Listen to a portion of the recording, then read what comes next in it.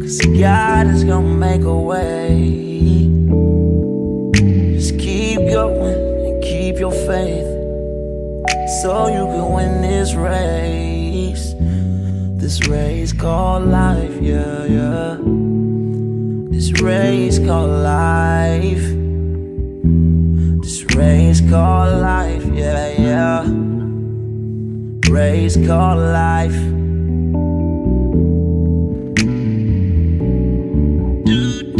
Yeah, yeah, yeah, yeah, yeah, yeah. I'm grinding 'cause I know that I'm gon' get it. I just gotta have vision, keep faith and be humble, and have some patience with it. I've been A1 since day one, and always on my job. I never been a fake, never had to steal and rob, 'cause I do good business, I'm too good with it. And even though I'm on this road, I'm still daddy to my children. You know I do good with them, and don't like being missing. But I hate when my bills are thicker and my pockets get thinner. But I can't stress up on the dumb shit, 'cause God is gonna make a way. I keep going and keep my faith in my pace, so I can win this race. Win this race called life.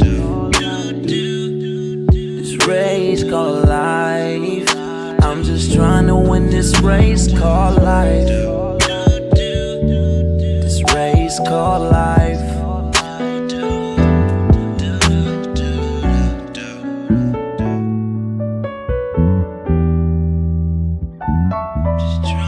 This race called life, yeah. Race called life. I'm just trying to win this race called life, yeah, yeah, yeah.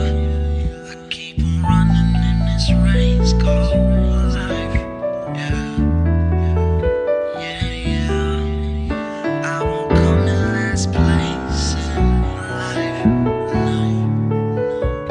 no. Yeah, talking to my mirror like I love you so much, curving on my critics like I heard you, so what? You can't kill my confidence, I think I'm the man. Tally all the I ever gave on my head. Lately I've been living like I can't take a loss. They ain't wanna help me, that's what made me a boss. You can't kill my confidence, I think I'm the man. We don't give a that's what they don't understand. Again like flu season, I broke records while loose leafing. I'm coming down my roof, leaving. Don't give a I don't care. Did this by my lonesome. No wonder now I'm on one. No shortcuts on that long run. All I really want is my share. Get him, I got him, I told him it's nothing. In the discussion, all them feelings, I throw all my pain on percussion.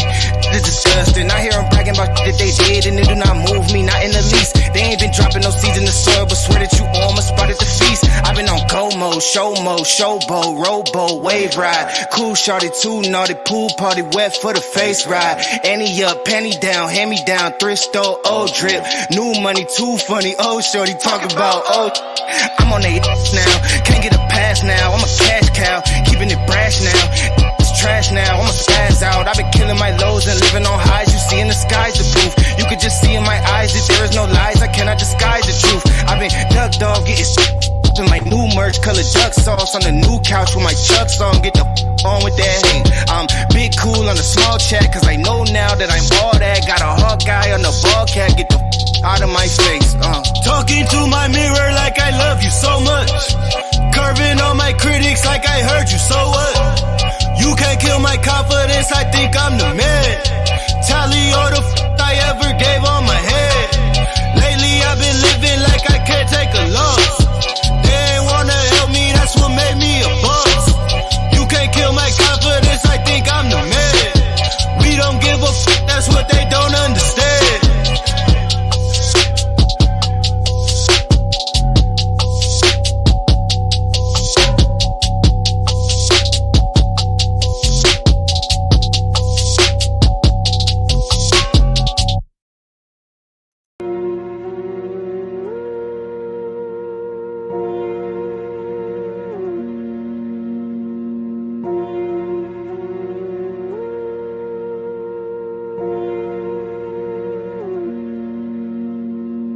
Flexing ain't discreet about it. Extra, extra read about it. Say you wanna beef about it. We gon' come and see about it. Flexing ain't discreet about it. Extra, extra read about it. Say you wanna beef about it. Find out nothing sweet about it. Flexing ain't discreet about it. Extra, extra read about it. Say you wanna beef about it. We gon' come and see about it. Flexing ain't discreet about it. Extra, extra read about it. Say you wanna beef about it. Find out nothing sweet about it. Look, mile like 3-6 pulled up, ski trip, cold winter. All my niggas eating good. I remember when we had no dinner. West side, east side, no side, both sides fucking with me. Check, coming, check, leaving flex season. Fuck 12, come and get me. Get your ass to run around high speed, chasing all the big bags. Bending corners, bending rules, bending necks. Give your bitch a whiplash. Slide through hot knife, warm butter storm, gutter drain lane. Young man, old habit, still at it, tryna let my chain hang. True story, new story, 2-story condo, B&B. 4 bath, 1 me, no key, like I did a B&E. B&Me so good, so hood, so not worried about it. 250,000 new views, old news, know you probably heard about it. Extra, extra, read about it. Headline, word around town, flexing. Ballin' on my court, so I ain't worried about nobody out of bounds, stressing. Feeling like Hercules, murder these pussies ain't a problem to me. Tight to tell the maid service, don't come unless you bring it condoms to me. Flexing ain't discreet about it. Extra, extra, read about it. Say you wanna beef about it. We gon' come and see about it. Flexing ain't discreet about it. Extra, extra, read about it. Say you wanna beef about it. Find out nothing sweet about it. Moving, shaking, coming down to me. Stacking, racking, money, power flipping. Moving, shaking, coming down to me. Stacking, racking, money, power flipping. Moving, shaking, coming down to me. Stacking, racking, money, power flipping. Moving, shaking, coming down to me. Stacking, racking, money, power flipping.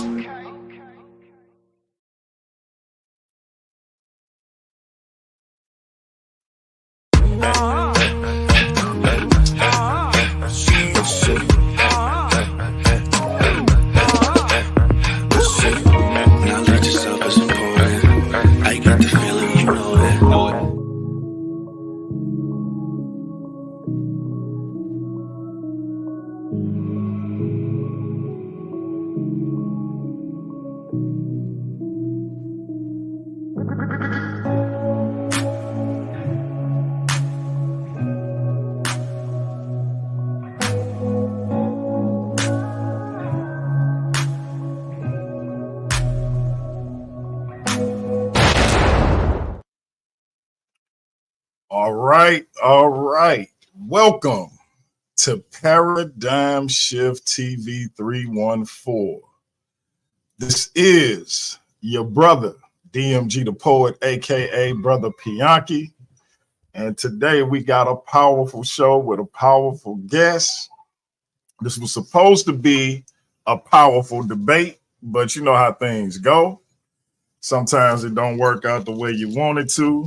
And so you got to improvise. And the brother was gracious enough to come on and do his presentation. So with that being said, before the brother gets into his spiel, y'all know what I got to do. I got to do my usual greeting.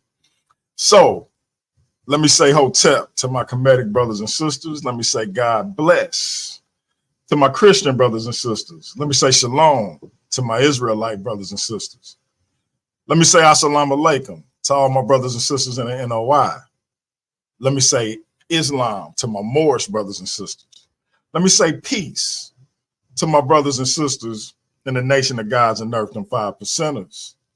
Let me say what's up to all my atheist brothers and sisters. Shout out to all my Abo brothers and sisters. Peace to all my Rasta brothers and sisters.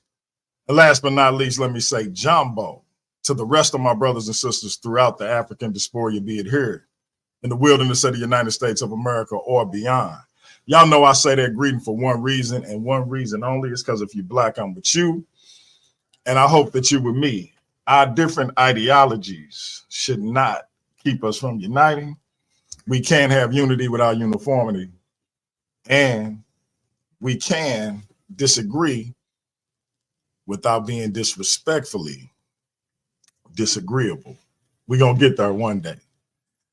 That being said, my brother AONE. Let's go. What do you talk to us about what would have been, I believe, a really good debate / dialogue, and then get into what you have for us here today. Well, it would have been a good dialogue. I'm sure this guy was going to bring, his best apologist argument if he would have showed up. But, again, this is what I said I thought was going to happen from the beginning, that he was going to create some type of situation as a reason not to show up, via him throwing his weird energy around, trying to create animosity, trying to, get people to fall out about things left and right. I tried to stay out of people's way. I wasn't for the diva energy. I had my head in the books. And every time I look up, he's online. And every time I look back up, like the debate was back on and then it was back off. I'm like, what is going on?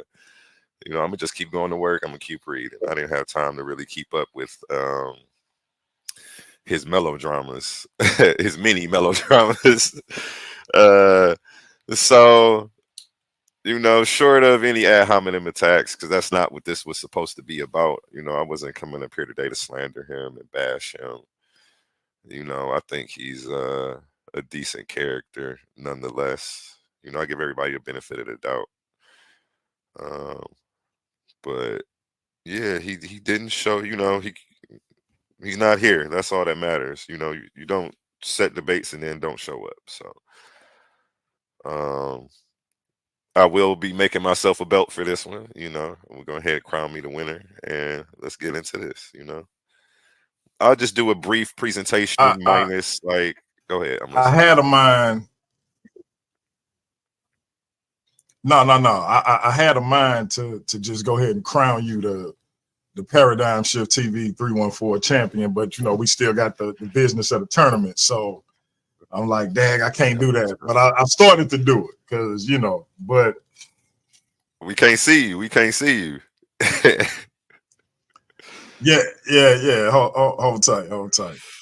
I'll hold it down for you.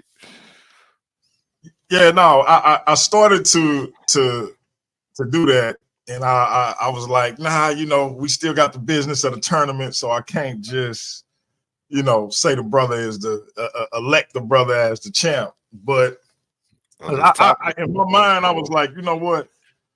With all the on again, off again, shit, all of that shenanigans, man, with you paying for the flyer and all of that, just all the effort that you put into making sure that this went down, I was like, you know what, he the champ, he the first ever champ.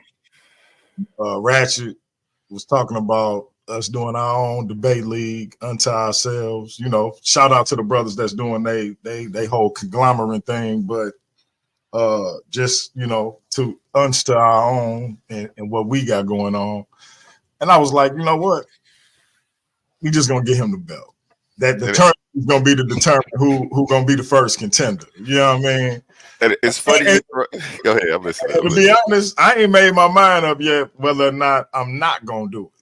So we'll get to that as it progresses. But go ahead.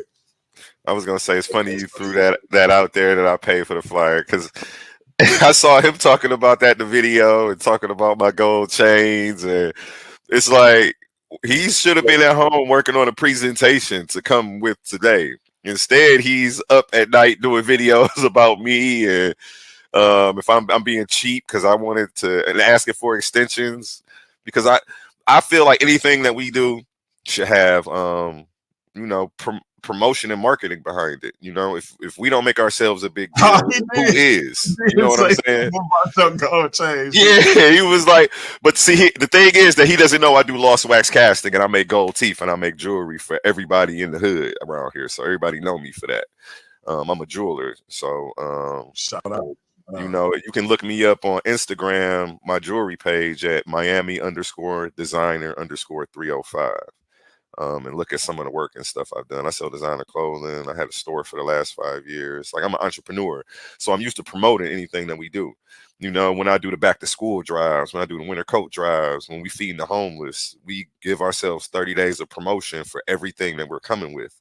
We don't just try to pop up, you know what I'm saying? Because we want to try to fill the stands. So it wasn't about the $60. Like I say, I spend that on lunch, you know. So that's DoorDash Yeah, money right yeah, there. and I think that was just him being him with that little jab at, this brother got on huge Cuban chains. He Man, I do it's, remember him saying that.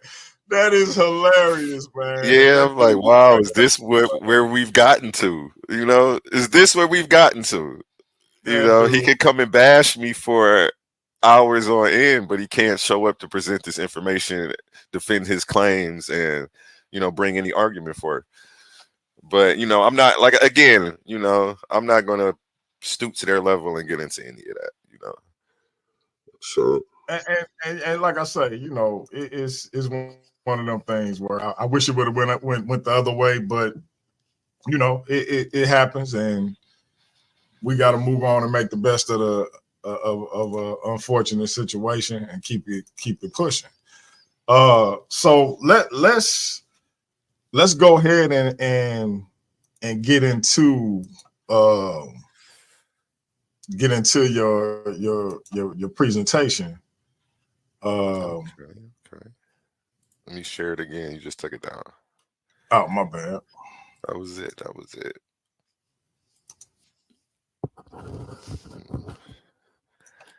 Oh, This where we at.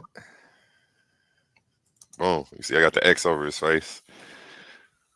Another right. one bites the dust. I had him beat mentally. He didn't even show up.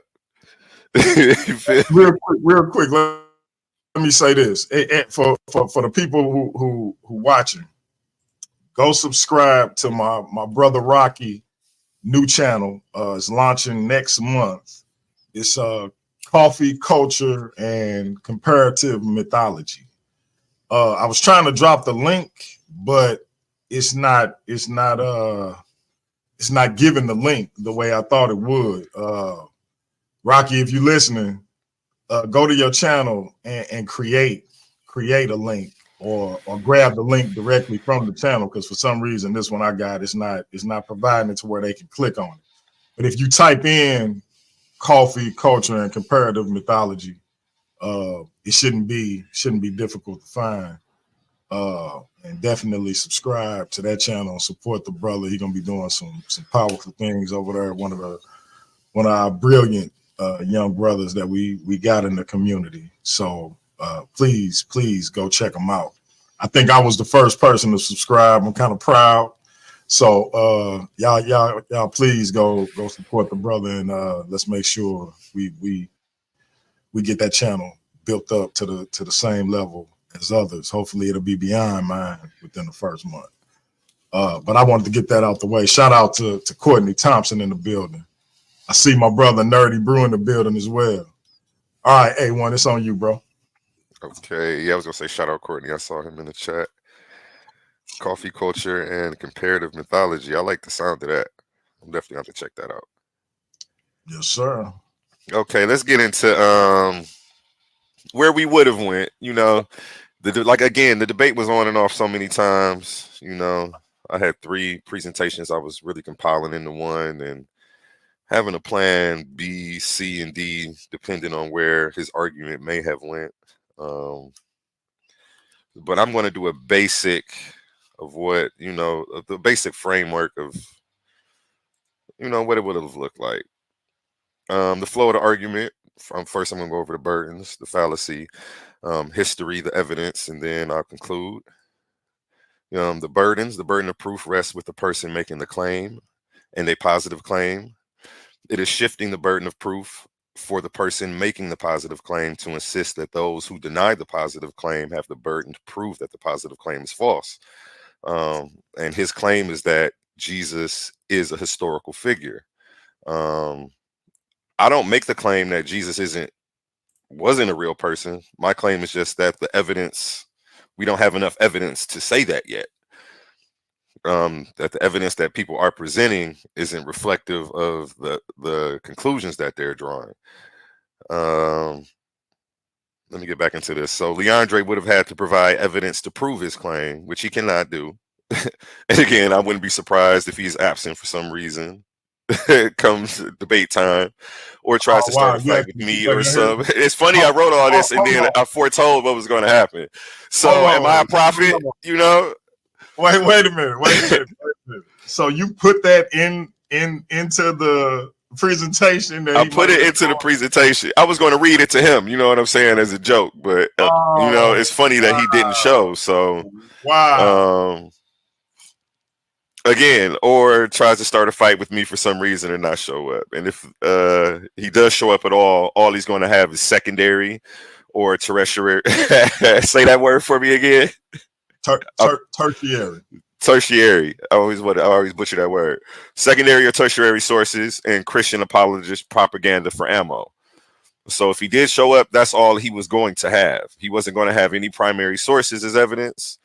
He wasn't going to have any physical evidence, anything Jesus wrote down, any eyewitness accountings, none of that. So,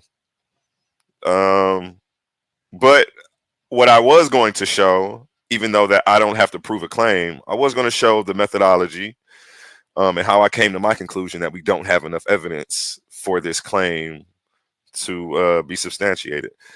Let's keep it moving. And again, I said that all he can come with is tertiary sources or secondary sources. He has no raw data, original sources of information before it has been analyzed.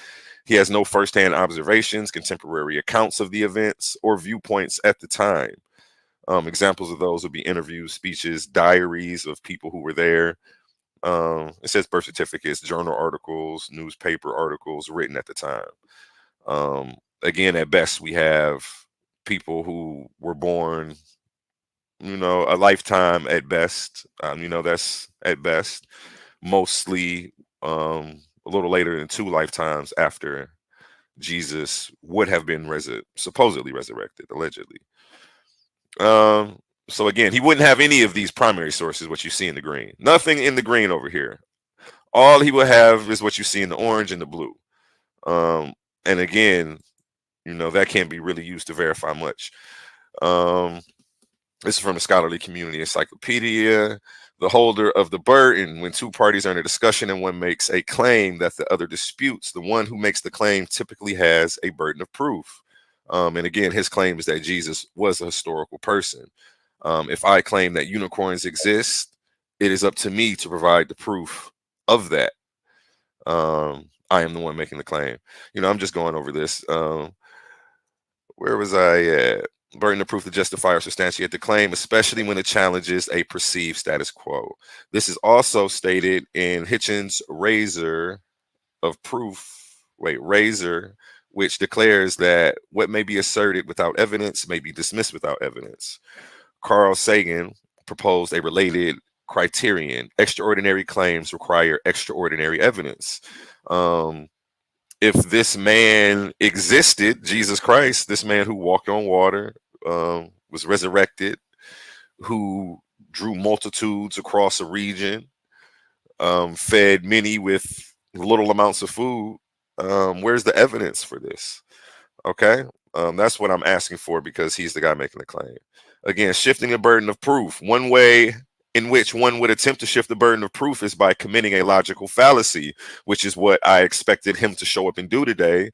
He calls himself Mr. Logic. We're going to start calling him Mr. Logical Fallacy, because when it comes to topics of virgin birth, Jesus being a historical figure, talking donkeys, and talking serpents, this guy literally is a illogical fallacy. Let's keep it moving. So yeah, he was going to shift the burden of proof, and that's committing a logical fallacy known as the argument from ignorance. It occurs when either opposition is assumed to be true because it has not yet been proven false. So again, I didn't come here to say that he wasn't a real person. I just said we don't have enough evidence to move him out of the myth category. I know many people believed in him, I know that there's stories about this guy existing. We just don't have any primary sources for this. Proving a negative, I'm not even going to get into that. We already know where that's going. That's something I'm not going to try to do. You can prove a negative, but at the same time, I can't prove that there aren't invisible aliens around me right now. No, I can't prove that. So, and if they're invisible, I probably wouldn't. I don't know. Maybe there would be a way to find evidence of that, but as of yet, I don't see any right now. Do you see any behind me, DMG? Uh, You don't see Not any aliens behind me? No. Okay. I'm just making sure. Can you hear me? Everything good? My sound good? everything good, bro. Okay, let's keep it moving. Keep it moving. Okay, burden of proof fallacy. Someone makes a claim that requires evidence, then shifts the burden of proof onto another to prove it wrong. Again, this is what I expected him to come here to do today, to make me try to prove that Jesus didn't exist, and shift the burden of proof from himself to me. Again, which would be a logical fallacy, which he's well known for. Right here, the example shows you claim unicorns are real. Where's the evidence? Do your research, prove they aren't real, which is what he was probably going to show up and do today. You have to Google it, look it up. Extraordinary claims require extraordinary evidence. Claims made without evidence can be dismissed without evidence. And we're going to get into what they actually have as evidence and see if it stands up to the historical method today. He has shifted the burden of proof in an attempt to elicit an argument from ignorance. Again, this was me assuming he was going to show up and that this was the tactic that he would have taken. But the world may never know. What commercial is that? When the owl is, oh, that's the Tootsie Roll commercial. Tootsie Roll commercial. He's like, the world may never know. Okay. That also makes me think of Kanye. He says, what would have happened if somebody else would have won? I guess we'll never know. Okay, argument from ignorance. The assumption of a conclusion or fact based primarily on a lack of evidence to the contrary. Usually best described by the absence of evidence is not the evidence of absence. And he was going to attempt to get me to make this argument from ignorance by shifting the burden of proof to me. But, I'm not falling for that. The burden of proof isn't, the ball isn't in my part. We can say that. Okay. The historical existence of Jesus Christ is a topic that has been debated among scholars and theologians for centuries. While the narrative of Jesus is deeply ingrained in religious traditions, the secular evidence supporting his existence is notably thin. The primary challenge lies in the scarcity of contemporary non-religious accounts. Okay. We don't have any records. This is the thing. We don't have any carvings on the wall. We don't have a crown of thorns. A lot of evidence that they used to say. Let me see what's going on. Oh, you know what? I can bring myself big over here so I can see me and you at this and my presentation at the same time. Okay. So, yeah, a lot of evidence that they used to claim that they had for the existence of Jesus, the crown of thorns, things of that nature.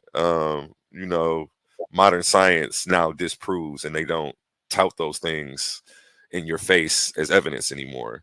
The Shroud of Turin, again, another piece of evidence that they claim to have had that has been debunked. So let me ask you this. Mm-hmm. So you feel like the things that are said to be evidence today could in the future be pushed aside as non-evidence? Can you name what evidence you're speaking of specifically? So since we're talking about history, we really have to talk about what's written about an individual. Okay. And so it would be, and if you get into any of this, in the presentation, just tell me you'll Yeah. get to Okay. it. Hold up. Yeah, I'm about to get to all of that. And I'll be happy to wait. I'm about to get to all of that. I'm about to get to all of Okay. that. Okay, go ahead. Go ahead. Yep. Even in this paragraph right here, I'm about to get to all of that. I'm about to touch on this. Okay. I'm trying to figure out how to make it full screen though, so I can see me and my presentation. I got it full screen for the audience. All right, let me just go back to my presentation. Okay, the historical existence of Jesus Christ is a topic that has been debated among scholars and theologians for centuries. While the narrative of Jesus is deeply ingrained in religious traditions, the secular evidence supporting his existence is notably thin. The primary challenge lies in the scarcity of contemporary non-religious accounts of Jesus during his supposed lifetime, which is exactly what you were just asking about, I believe. And the Gospels, considered the main sources of information about Jesus, were written several decades after his death, and the authors were not eyewitnesses. Okay? Additionally, these texts are inherently religious and lack objectivity expected in historical documentation. Did you hear what I'm saying, DMG, about the Gospels? I heard. They lack objectivity expected in historical documentation. The absence of independent corroborating accounts from contemporary historians of Jesus' time further complicates the matter. Prominent historians of the first century, such as Pliny the Elder and Seneca, make no mention of Jesus in their writings. The authenticity of the few references to Jesus in Josephus's work is disputed among scholars, with some arguing that they were later Christian interpolations, which again, I just say is a nice word for forgery. Okay. This is, but we have to realize we're in a Christian apologist society. The West rules right now. And, these are the hurdles that we have to get through when we're trying to do accurate history. Let me keep it moving. While archaeology has unearthed valuable insights into the ancient world, no direct evidence linking archaeological findings to the historical Jesus has been established. In essence, the challenge in proving the existence of Jesus lies in the scarcity of compelling secular evidence, leaving the debate perpetually shrouded in historical ambiguity. So it's over with.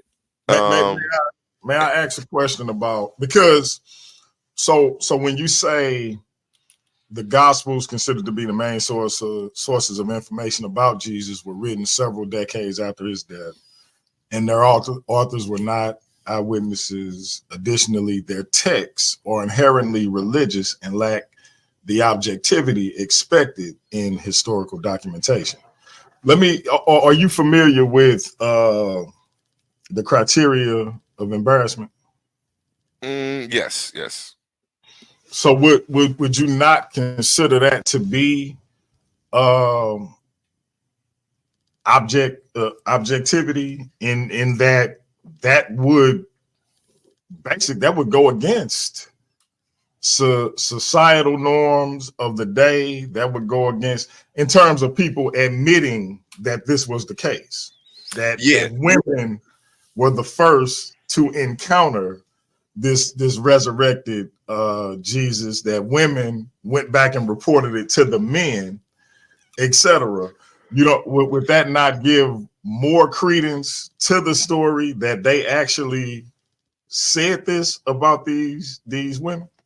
Now you're talking about the women that came and saw and left. I don't believe they actually said anything. They I think they were told to go spread the word, correct?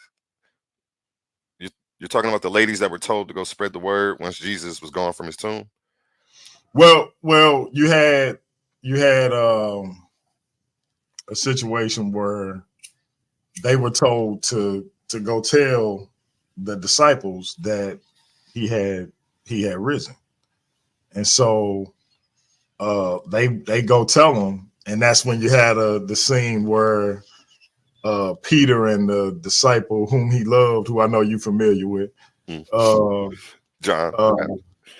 He runs past Peter, I think, to get to the tomb, and they find the tomb open. So the ladies did go back and tell the disciples that he wasn't there or whatever.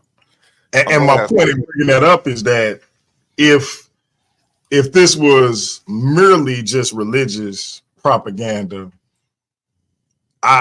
given when it was written, I don't think they include the women. I think it would have just been two dudes that went to go check on the tomb for whatever reason. It wouldn't have been to do the spice thing because that was a female thing to do, but it would have been just two dudes that went to check on this tomb for whatever reason. Even if the women did go back and tell them, they probably wouldn't have mentioned that in the story because they were women. They were worse off as second class citizens than the women who were fighting for women's liberation during our time. So, but what's your thoughts on that? You muted. I was gonna say I think that's a stretch. It's a nice argument. I just think that you're looking for the text to explain the text, which again I'm about to go over why this text is unreliable in these next couple of slides. Okay. And I don't think that it's hard to make sense out of nonsense. So going back to the Bible to explain the Bible is the claim. It's never the evidence. But I mean, it can be, but you get my point. I'm with you. Criterion of embarrassment may apply, but women have been used throughout the Bible, even from the Immaculate Conception. So I wouldn't necessarily say that it falls under that because women do play prominent roles in the Bible, not major, but we have women characters who, like again, Mary, she's births, the virgin birth. That's a major role. Like, even in Catholicism, they venerate her because of her major role, and they, you see the little cars and her on all the candles. And it's funny you say that because my position has always been that the fact that we have women being pushed to the forefront in what's generally considered a misogynistic religion lends more to its credence or legitimacy as being true than it would not being true. Because again, this is generally viewed as a misogynistic religion. It's a male god. Women are to obey their husbands, etc. Yet you have a woman bringing this God into the world. Couldn't God just snap his finger and God is there? But it took this woman to bring him into the world. When he died, it was two women there when these men ran. But his mother and this other woman was 10 toes down. When he resurrected, it was more women.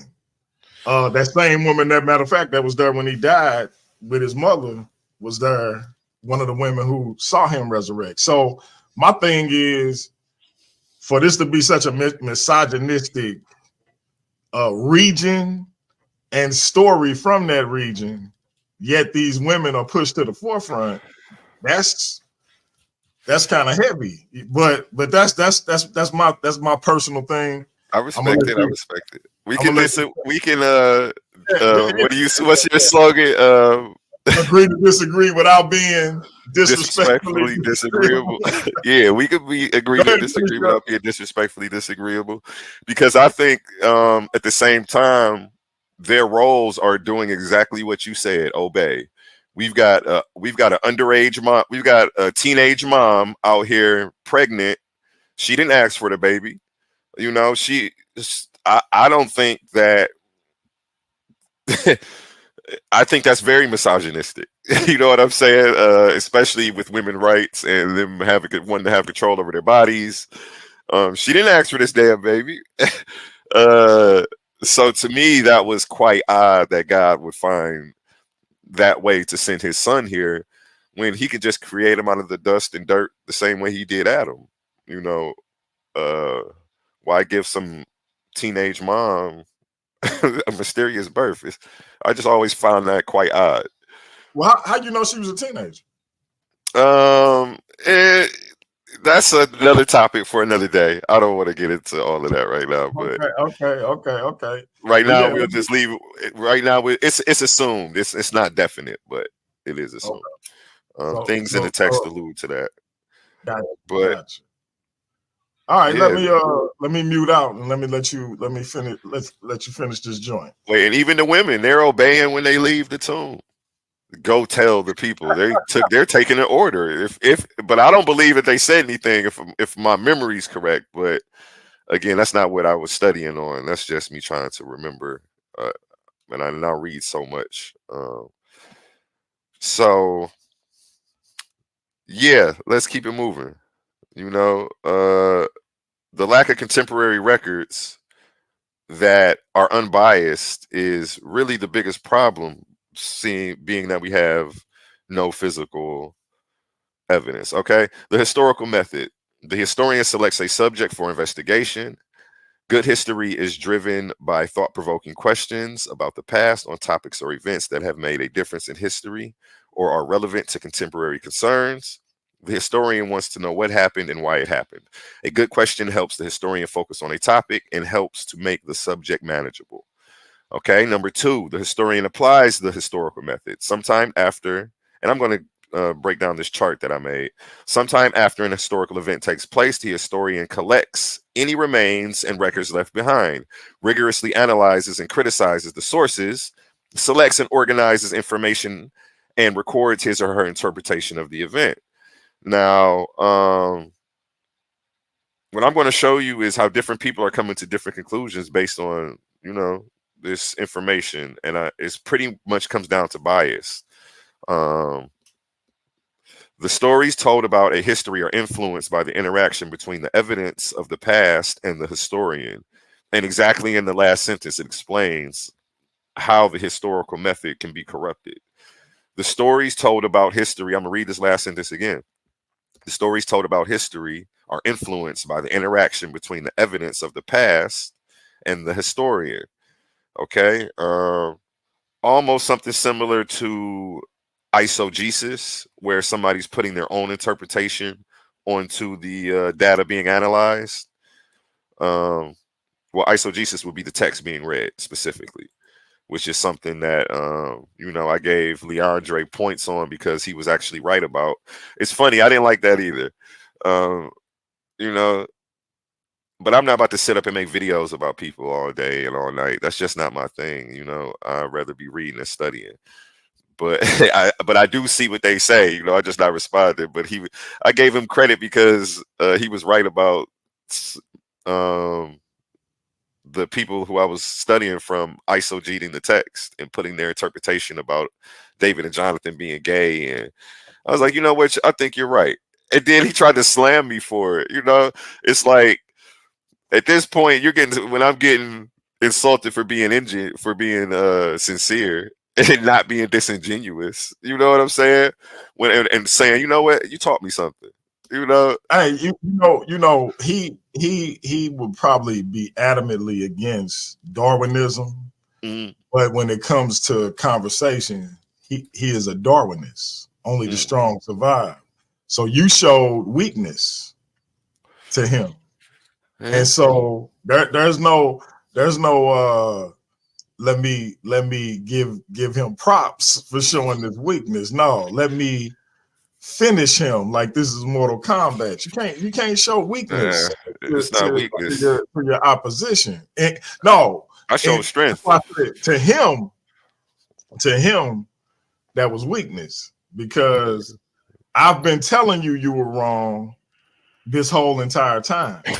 No, you hadn't. That was the first time you spoke. I'm just telling you, you have to know the animal in which you're dealing with. I've been telling you wrong this whole entire time. So now you want to come and comp a plea because after me telling you 50 times that you was wrong, you figured out that you was wrong. So now you want to come and comp a plea to me and you think I'm going to let you live? Nah, he said it like 2 times on the debate. I had to look up into it. I didn't realize at first. But like when you know the animal you dealing with, you figure out how not to swim with that shark.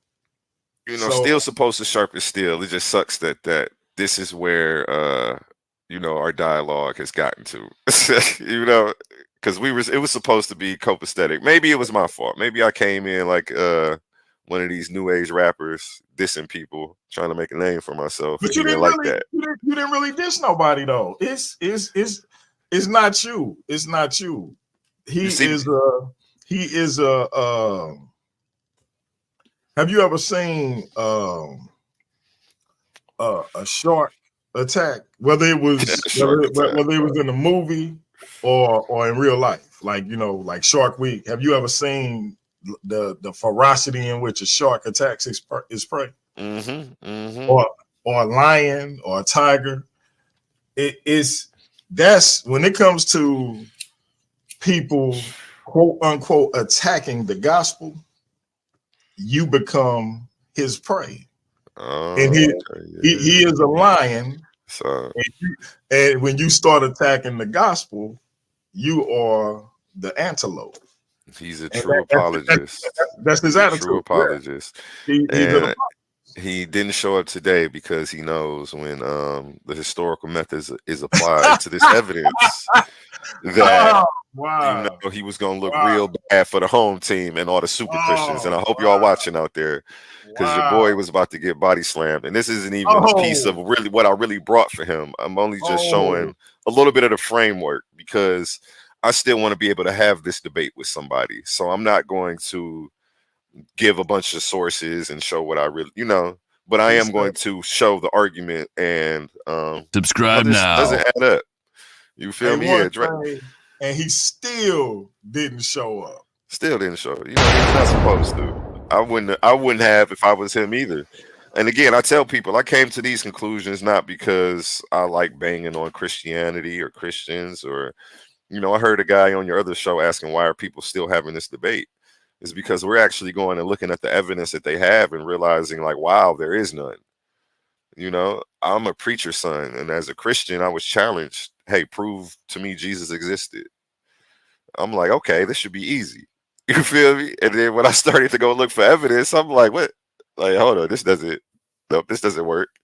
Like, I'm like, damn, there's nothing. I had to come back like, yo, like, this shit's bullshit. I couldn't find nothing. I'm like, but it's all supposed to be off belief anyway, so they never really needed any. So come up here to try to defend, this whole religion, and it's all off belief.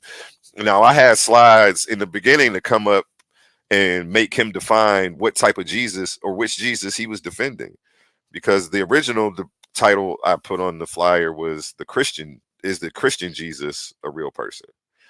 I was going to make him define this guy who, did the miracles. You know what I'm saying? Because that's who he believes in. It's like, why would you try to come prove a historical Jesus absent of these miracles if that's not even who you believe in? It's like you were going to reduce this guy. You're going to reduce him down to being a myth just like I am. So let's walk that out. Let's walk that out. So you are distinguishing, for the record, you are distinguishing the historical, quote unquote, historical Jesus from the biblical Jesus.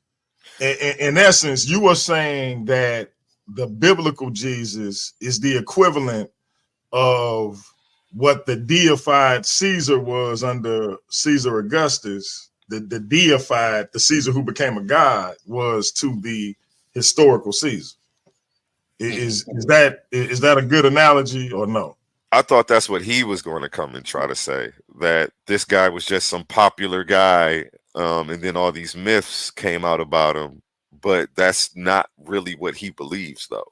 And I know that. I know that he believes in a guy that walked on water. You see what I'm saying? And rode the donkey that talked and all of that. So I honestly felt it would be dissing. Jesus rode a donkey that talked? He walked on water, fed the people with the fish and all that, man. That's what I was about to say, wait a minute. So I'm thinking of the picture that I saw of Jesus on this donkey, and it looked like it was talking. I just put it, but like, you believe in all of this. this is what you should be proving. Because when we had a chit chat that day on your show, he said he believes in all of that. And he was upset that we were giving him a hard time, that these things just may be facetious. So yeah, I was going to make him make that distinction. I was just going to put pressure on him. It's nothing that was going to win the debate. I was just going to make the point that he was probably going to, like, I was going to show that he's showing up and dwindling this guy Jesus down to a myth, just like me. You know, we're not that different. If he decided to show up and pull that, which is the position I know that Garfield takes, is that the historical Jesus, that he believes in a guy just not a miracle worker, you know. Gotcha. If that makes any sense. So that makes sense. That makes sense. So I'm gonna let you proceed. Let me go back on mute. I was gonna poke the bear and see how he reacted, you know, because it may have opened up some things that I could have used to my advantage or against him. Okay. But hey, I was gonna say, I don't know if he didn't show, so I was gonna say, I don't know if you want to bark up that tree. That tree might fall on you, but he didn't show, so the world would never know. Yeah. Nah, matter of fact, he said he wasn't never coming back. So I don't know what you did to run my man's off, but hey, bruh.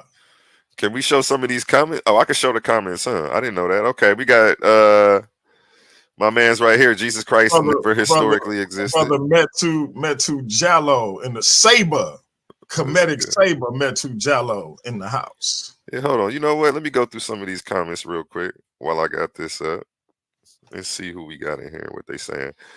And we can shout some of these people out. We got Chef Darius. So he quit the debate, huh? You know it, man. That's crazy. Well, shout out Chef Darius in the building, the Nerdy Brew. Okay, we got the Nerdy Brew in here. The whole effing show. Unicorns do exist. Okay. From hey, you know, that's what he was about to show up and try to prove today.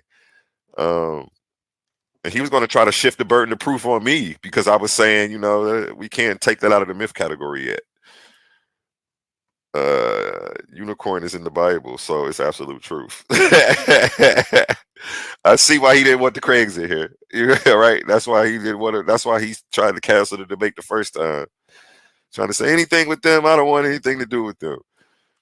I'm like, I'm reading and studying every day and going to work, and I look up and he's upset of trying to cancel the debate for every little thing. I'm like, man.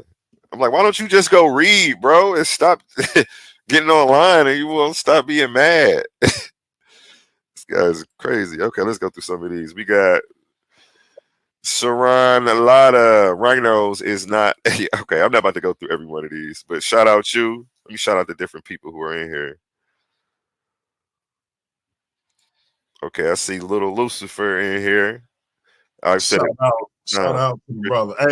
Hey, little Lucifer, if you're still here, I got a challenge for you. I want to openly challenge my brother Mutawa. I'm saying atheism is a religion, can be a religion. I want to see if my brother Mutawa want to have that discussion. I'm also proposing a discussion on what we talked about Arius at the Nicene Council. Let's have that discussion because I think you're dead wrong. I think you don't know that history, and I think you need to stop talking about that. That's Little Lucifer. If you're standing on what you told me the last time about Arius, and I know you're a brilliant brother, so maybe you did some subsequent research and you changed your mind, but if you didn't, it's all bad. So let's have that. Let's have those dialogues. Can atheism be a religion? And what was Arius's claim at the Nicene Council? Shout out to Little Lucifer. Little Lucifer, that's Mutawa. Yes, sir. Yes, sir. Okay, Mutawa funny, man, because I was watching the show back from the other day. Leandre was like, tertiary sources, they don't know what that is. He was like, I know what that is. I know what that is. Oh, that shit had me rolling. I'm like, man, I fuck with Mudawood, man. I always been a fan of Mudawood. I want to interview him coming up soon for my channel. Oh man, you got to do it, man. Because hey, he go back into the movement. Like it's like he got real history. Like you know what I'm saying? Like I'm a lot of talk people, to him about like his all that. He been knowing certain individuals in the community since he was a kid. Like you know, like he really got.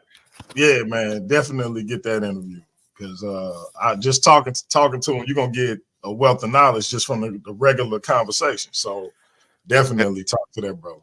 And to tap back on what y'all were actually talking about for a second on the show that you had tapped out of that day, he was when you were talking about atheism being a religion.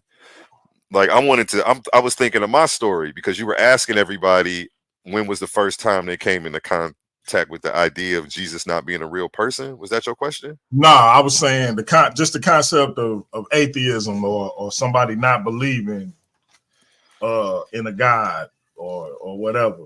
And I wanted to add my comment. I wish I was on there that day because I wanted to add my story because I'm a preacher's son, right? So as a little kid, I used to think about people who were in different countries that were born in different religions, like imam son. You know what I'm saying? Like, what about a Muslim? That was right. Son? Yeah, that's one of my things right now. Like, so that used to mess with me. Muslim, you know, or Buddhist or whatever.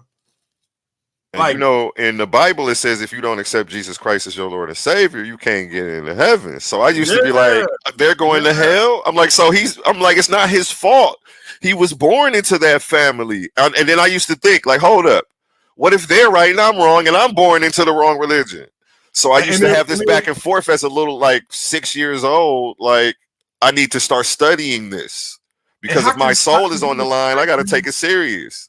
How could you expect them to switch up? Like if that's what they was right, you know, how would you? Yeah. So that's. But I don't want to. Let's make sure we get back to your presentation. Okay. Yeah. Let's stay focused right here. Yeah. I get off on a tangent. I did want to add that comment. I wish I was on that show though, because Mudawood was going in. We got did I get everybody? We got. You can say that word. Yeah, we see it. I can't say the name. You know that name? Which oh no, that's my brother. Mashallah. Mashallah, UPK building. Yeah, that's a powerful brother. Powerful brother. I gotta get him up here for an interview. We were supposed to do that. Look, he say stay focused. I had to show that. You know what I mean? Hey, powerful and direct. I got to get him up here for an interview. I was supposed to did it, but getting sidetracked and busy. But yeah, you should try to link up with him for an interview too. I'm definitely gonna have to check him out. I'm not hip to him yet. I'm gonna have to look into. Subscribe to my page and comment on something. It's Astral Projections 369. I don't know. Maybe I should put it in the chat. I'll get there in a second. I'll link y'all up. Let's get back to the presentation so we can. Okay, the historical method right here. The historian. Again, I was reading this before. I was reading the breakdown of the historical method. Now, this is the chart, and I threw some things on here.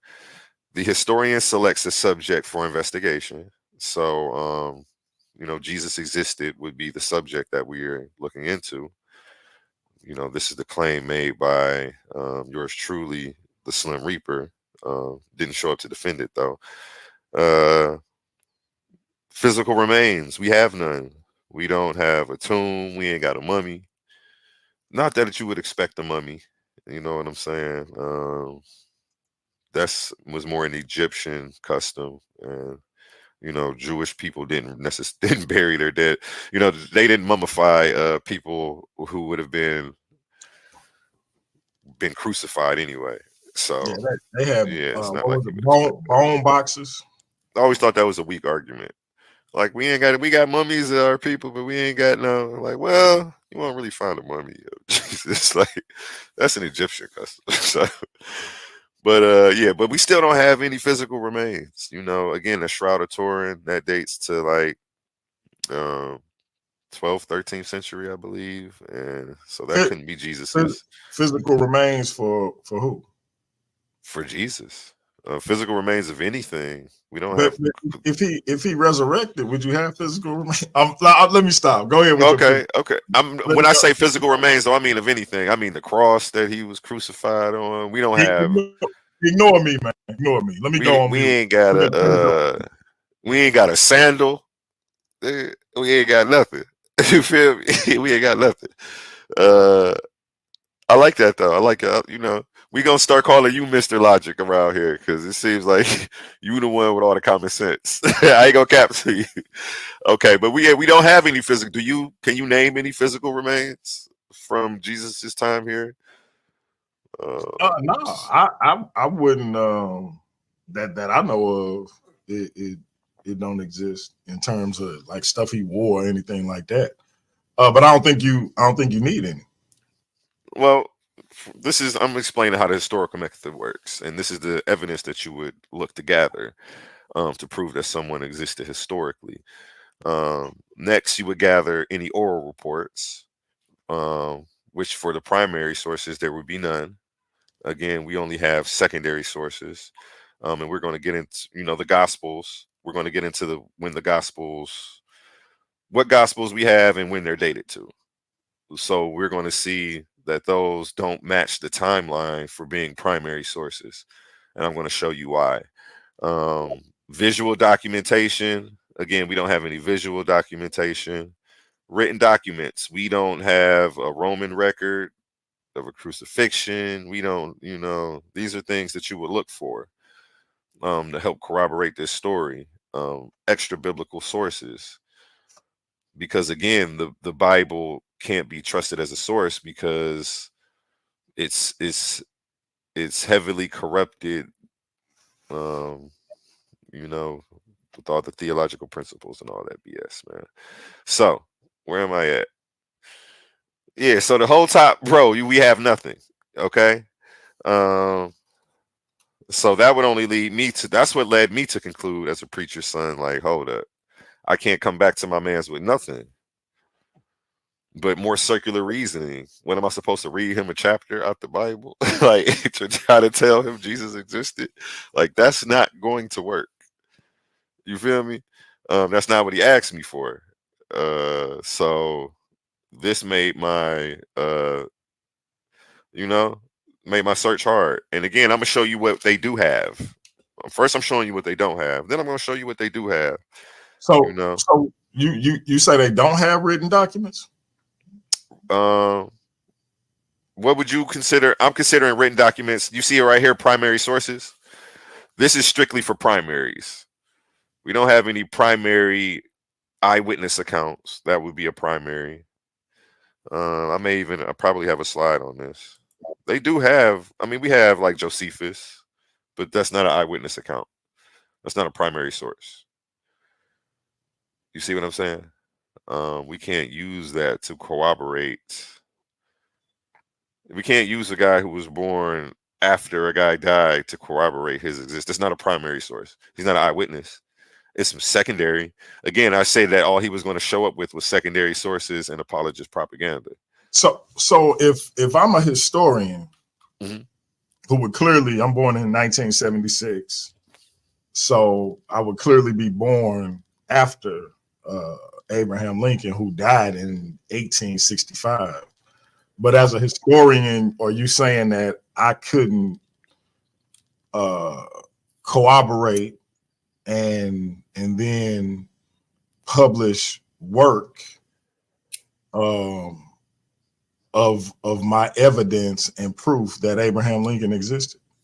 And I'm glad that you asked that question because it's examples like these that show the disingenuousness of academics and history today because of the Christian apologist stronghold that they have. When you say Abraham Lincoln, we have things that he signed in his own handwriting. We have people writing about meetings with him. We have actual primary sources for his existence. We have things that he owned. I think we have pictures of him actually. So that's different. That would go under physical. We have oral reports. We have visual documentation. The visual would be the pictures. We have written records. So Physical remains. We could say a treaty that he signed or something like that. We have things that he wrote down. We don't have anything Jesus wrote down himself. Let's switch off Abraham Lincoln and say Alexander the Great. Alexander the Great. You're right. History is shaky and thin, and I was expecting him to come and make that argument, but I was going to say, because he made it when we were having a back and forth, when we were dialoguing. He was saying, well, this is the same evidence that scholars accept for these characters. Okay, well, thank you for telling us that half of history. I was going to say, well, thank you for telling us half of history may be fake, but that still doesn't substantiate your claim. Do you consider Socrates a historical person? It's nobody's trying to garner my soul in claims that he exists. No, hold on. This is my answer though. I'm just asking. It's inconsequential. It's inconsequential to me because nobody's trying to garner my soul with claims that he exists. No, I'm not asking if it mattered to you. I'm just asking, do you consider him a historical person? I haven't looked him up and put this method to him to say that. So that's what I would have to do. You see what I'm saying? It's not somebody off the top of your head, if your life depended on it and you had to take a guess, what do you think you guess? I think we have heads of him that look like him. Which again, that means that somebody had probably sat down and drew that. They got pictures and stuff like that of Jesus, so that would they got pictures of Jesus. I don't know about that. That wouldn't matter to you. So in terms, but again, I hate guessing. How he looked, but you're asking me a guess. You're asking me to guess, and I just hate guessing. I would rather I either know or I don't know. I don't want to guess. I want to apply the methodology and see if it stands up. I like that answer. So your answer is you don't know. Then my answer is I don't know, and the guess would be. I mean, to me, the guessing is just if you don't want it's irresponsible. It's just irresponsible to me to be running around guessing. It's not something I do. So you see, when you ask me, it already makes me uncomfortable. Yeah. Because I don't like guessing. We figure it out. You know, I don't sit here. I never sit and pretend to know something I don't know. This I'll think I'm. Go ahead. I'm listening. Julius Caesar. Julius Caesar. We have his head on. We have coins of this guy. We got coins of Alexander too. Okay, well then that definitely helps. We have coins of these people. We have cities that these people were, things that happened in history that couldn't have happened unless these guys actually existed. Do you see what I'm saying? These guys actually shaped history, the landscape of things in their region. So we have sources. We have written accounts of them from their enemies, which we do as well for Jesus. I mean, and I'm not trying to help him today either, but I'm just an honest guy. We do have some. One last question before I let you finish, because you said they shaped history. What period of history did they exist? Meaning Alexander and Julius Caesar. You asking me to lead a see? No. I'm just asking what period of history they existed in. Alexander is wasn't he the Hellenization period? Yeah. Okay, Alexander was the Hellenization period. Caesar, was the second person? Mm-hmm. Don't get me to I don't want to misquote or guess. I don't know accurately off the top. So that's not what I've been reading. I've been reading Tacitus, Josephus, and Justin the Martyr, and they were in the BC era, and all the way up until like what century? 3rd century. Oh, what reign did they have, or because some of their reigns lasted longer than their lifetimes. Obviously, Julius Caesar really didn't get the reign because the Ides of March, obviously. And neither did Alexander. He died at 30, a little bit after 30, something like that. And that's why his kingdom was broken. You know, his empire was broken up by his generals. Ptolemy getting Egypt.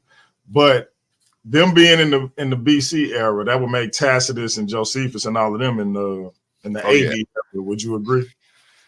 And so Tacitus and Josephus are definitely AD. They're the closest. So Caesar and Alexander, BC, Tacitus, Josephus, AD. It seemed like it ain't nobody that shaped history more than this individual called Jesus, because we literally saying before Christ and after Christ. And that's hyperbole, but you get what I'm saying. So I like the point you're making. You make a good point. I'm It's a good point, because it's a point I make all the time, that it definitely, you know, and we have the Romans to thank for that. You know, they capitalized on, you know, a synchronistic cult that was going on and running around, and figured out a way to capitalize on it to control the people, the resources, and the minds of the people. So for them, it was more political to push this, and that's something I could break down, you know, in another podcast. Put some slides together on that with the sources and stuff. But yeah, Josephus will be the closest. You know what I'm saying? I got the complete works right here. And we got Tacitus, the Annals and the Histories of Tacitus. That would be the second closest. Tacitus is the 2nd century.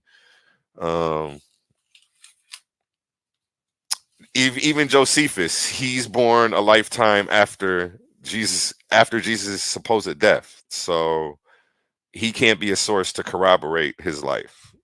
He doesn't document any witnesses. I was prepared for him to, if he brought that up. That's not on this slide, because again, I removed all those slides. But again, I had rebuttals for different scenarios, because I didn't know, you know, as a debater, which way he was going to go. Yeah, because you know, this stuff I'm coming up with, that's like the tip of the iceberg of what he was going to be saying. So yeah, I mean, that's why I'm just trying to throw at you like little stuff that I think he might have, you know. But and as a matter of fact, hold on. Yeah, Josephus. Okay. The first passage by Josephus is considered by the majority of conventional scholars to be a forgery. Some say it's partially forged, but what does partially forged even mean? Do you see what I'm saying? These are nice terms that apologists are coming up with to keep sliding fake stuff through, and it's just it's disingenuous. It's messed up, and this is what sane people have to fight through every day to make sense of this shit. Excuse my language. Let me keep it moving. Some say partially forged. Okay, but when its placement in the text doesn't make sense. Are you moving the slide? Are you changing slides? Hold on. I can show this slide. I am reading something different. It was some notes I had on Josephus. Okay. I was just making sure, because I was about to say it ain't changing. But if you're not, but this is just some information about Josephus. Okay. You know, some say that his stuff is partially forged, but one, his placement in the text doesn't make sense because it interrupts a thought to talk about Jesus, and two, why partially forged something and not completely? They know it's forged because of the way it's written. Josephus, a lifelong Jew, would not have referenced Jesus as the Messiah. That's out of context from his perspective. He would have called him Yahweh or something of the such. You know, these are just reasons why scholars have dismissed Josephus in certain passages.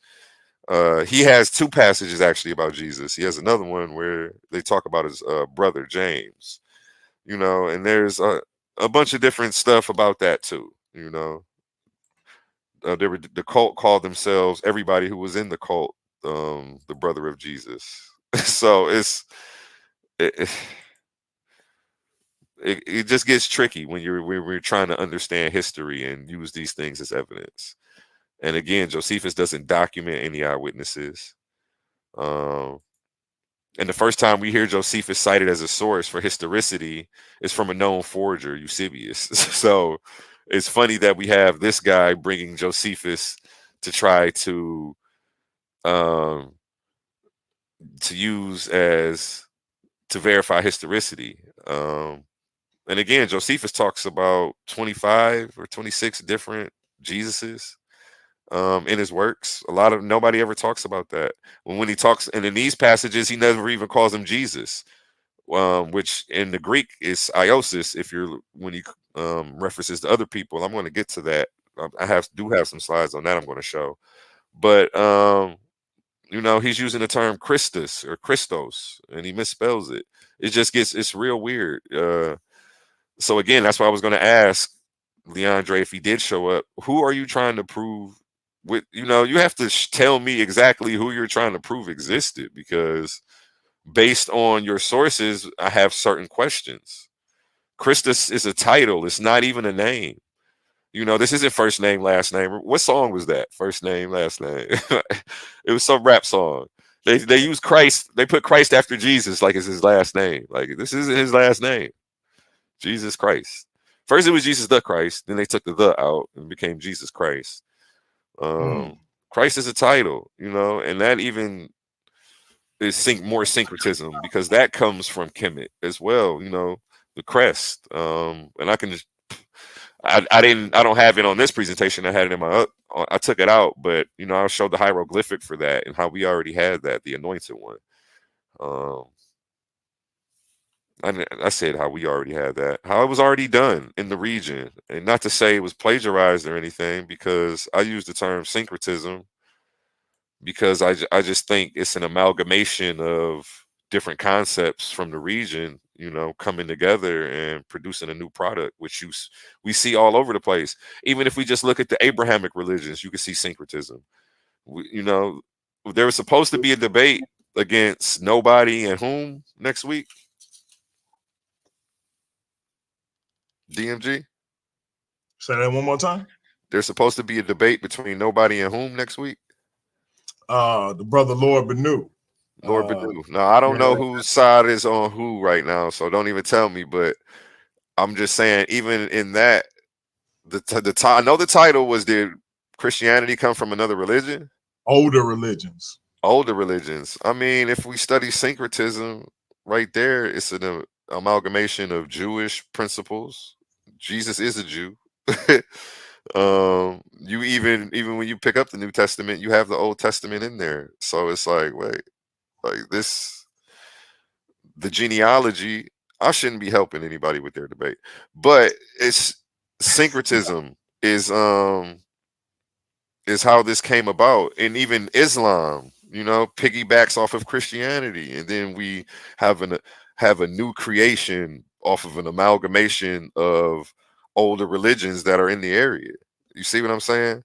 So I'm not saying Jesus, if Jesus existed, he existed in the minds of the people. We don't have any physical remains. You know what I'm saying? We can't actually prove this guy existed. We don't have any written reports. We don't have any eyewitness accounts. Let me move off of this slide though, because I feel like I've been on this one for a minute. Okay, yeah, the past evidence. The unique events of the past are unrepeatable and accessible to the historian only through surviving historical sources. What website was this? I got this off of. This was Canadian Historical Method that I got this off of. The past, the evidence. The unique events of the past are unrepeatable and accessible to the historian only through surviving historical sources, physical remains, verbal reports, pictorial records, or written documents, the raw materials of history.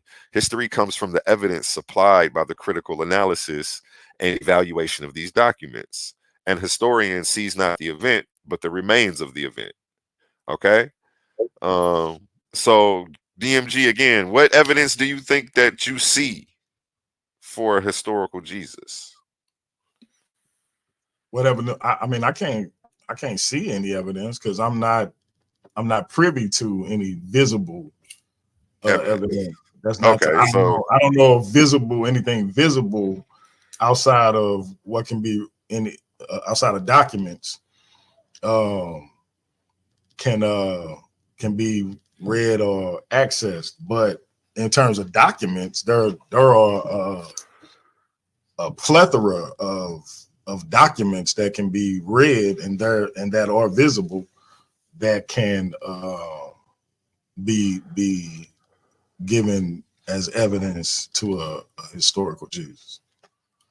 Okay, so there's no evidence we can see. You said we have documents. What documents? Well, Outside of the Gospels, or do you see we see the words on the document, right? We read it.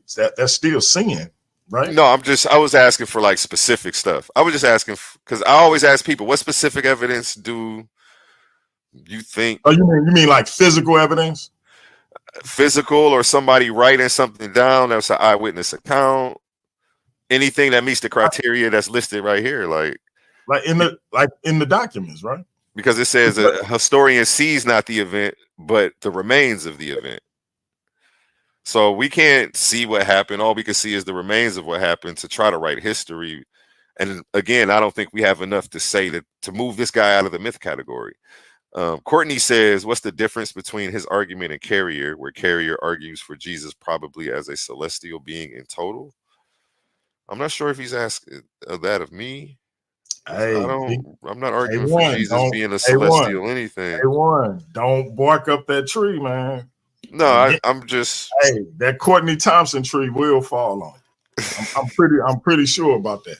I don't know if you want to bark up this tree, man. Like I'm gonna have to check him out. I'm not hip to him. Thanks for tuning in, Courtney. Yeah, hopefully he'll be able to hit the link. He probably at work though. I think he did say he was at work. I saw that above. He said he's at work. He can't engage, but he's watching. He said he's asking me. Okay, he said, what's the difference? I'm not saying that Jesus. Where did this comment go that I had? I'm not saying Jesus was a celestial being. I just think he was a myth. I think he was a myth. I think he's syncretism is my best answer for how we have this story of Jesus today. You know what I'm saying? So what so what he asks, and so in Richard Carrier's work, Richard Carrier is saying that like for example, Paul never according to Richard Carrier, Paul never viewed Jesus as a earthly man, but just as a celestial being. And that he was made into an earthly man later. And so I think what Courtney asking you is, what's the difference between your argument and Carrier's in terms, not that you think he's a celestial being, but that you feel, whatever your perspective is on how you think this Jesus lines up, whether it's as in the context of the text. Do you feel like so the people who writing about him, do you feel they believed he was a historical being, a God, like the people who actually wrote the Gospels and the Paul's letters, etc.? I feel like these people, the people who wrote the letters anonymously, I don't know what their intent was, because one, they're anonymous. So to me, that's just dishonest right there. And that creates, that right there is suspicious. These works to be coming out anonymously when they did, the big gap from Jesus's death and the time that these stories were supposed to have happened to the actual fragments that we have, which I'm about to get into. But since you brought up Paul, I was going to show this.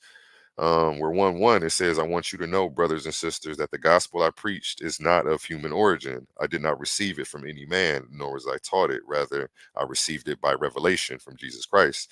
So he did see Jesus. He came to him in revelation form. Like, it wasn't he never met the man. You know what I'm saying? That's what this alludes to. So Paul's writings, they date to around, at best, this is me being nice, 50 to 58 CE. So that's still what, 20 years after Jesus was supposed to have lived. I think that's the best evidence for him, but again, he's not saying that he met this guy, and he's not even saying he was real. He doesn't talk about any of the stuff that the Gospels talk about. He talks about a whole different, like, they don't match up. I skipped a bunch of slides to get here. I'm not sure if that answers your question. I don't think Jesus was a celestial being. I think he's a product of syncretism, of myths evolving. Um, and I'm going to get into specifically what syncretism is in a second. I skipped a bunch of stuff. Okay, for the past evidence, a historian sees not the event, but the remains of the event, cannot recreate the event, draw subjective conclusions. So physical remains, verbal reports, visual documents, written documents. Verbal reports is legends, ballads, interviews, speeches, recordings. Written documents, diaries, memoirs, autobiographies, letters, maybe that person wrote themselves, diplomatic dispatches, pamphlets, newspapers, government reports, census records. Okay, the historian always views and interprets the past from the standpoint of the present, just as the point of view of the creator of a primary or secondary source influences the individual's record of an of an event. And I think that this is what's going on in history today. It is eisegesis at its finest, you know what I'm saying, on the highest level. That's the funny thing. The historian's personality shapes his or her selection of topics, analysis, and the evaluation of the evidence. In a lot of cases, not all the time. Sometimes people, like, I feel like I was a Christian when I came across this evidence applied to historical method and said we don't have enough evidence. So I didn't let my Christian bias tell me yes. I feel like people who are doing that, that's what's going on. I feel like they're can't be honest with themselves, and this is maybe an eternal battle that they have to deal with. I digress, though. Let's keep it moving. Historians should be aware of how the following factors influence the way one makes sense of the past. Okay, so let's get into this. This is a list of historians who could have and should have mentioned Jesus, but don't. Okay, there were a lot of people documenting things at that time. We have to remember that where Jesus was supposed to be at isn't a big region. The population wasn't what it is today. Word travels a lot faster than you think. These miracles would have made it into the historical record. It's funny, Jesus is supposed to have walked on water, fed the fish. This guy did everything except make a dent in the historical record. And I find that to be ironic, that if God wanted to come down here and transmit his message, that this is the worst possible way to do it. You know what I'm saying? This is the worst possible way to do it. And again, us having a lack of evidence of this guy or any documentation, proves that this is the worst possible way to do it. This isn't how I would do it if I was, again, also ask. Courtney's over here asking questions. I'm trying to get his questions in. 999 of scholarship teaches that Jesus was a real person.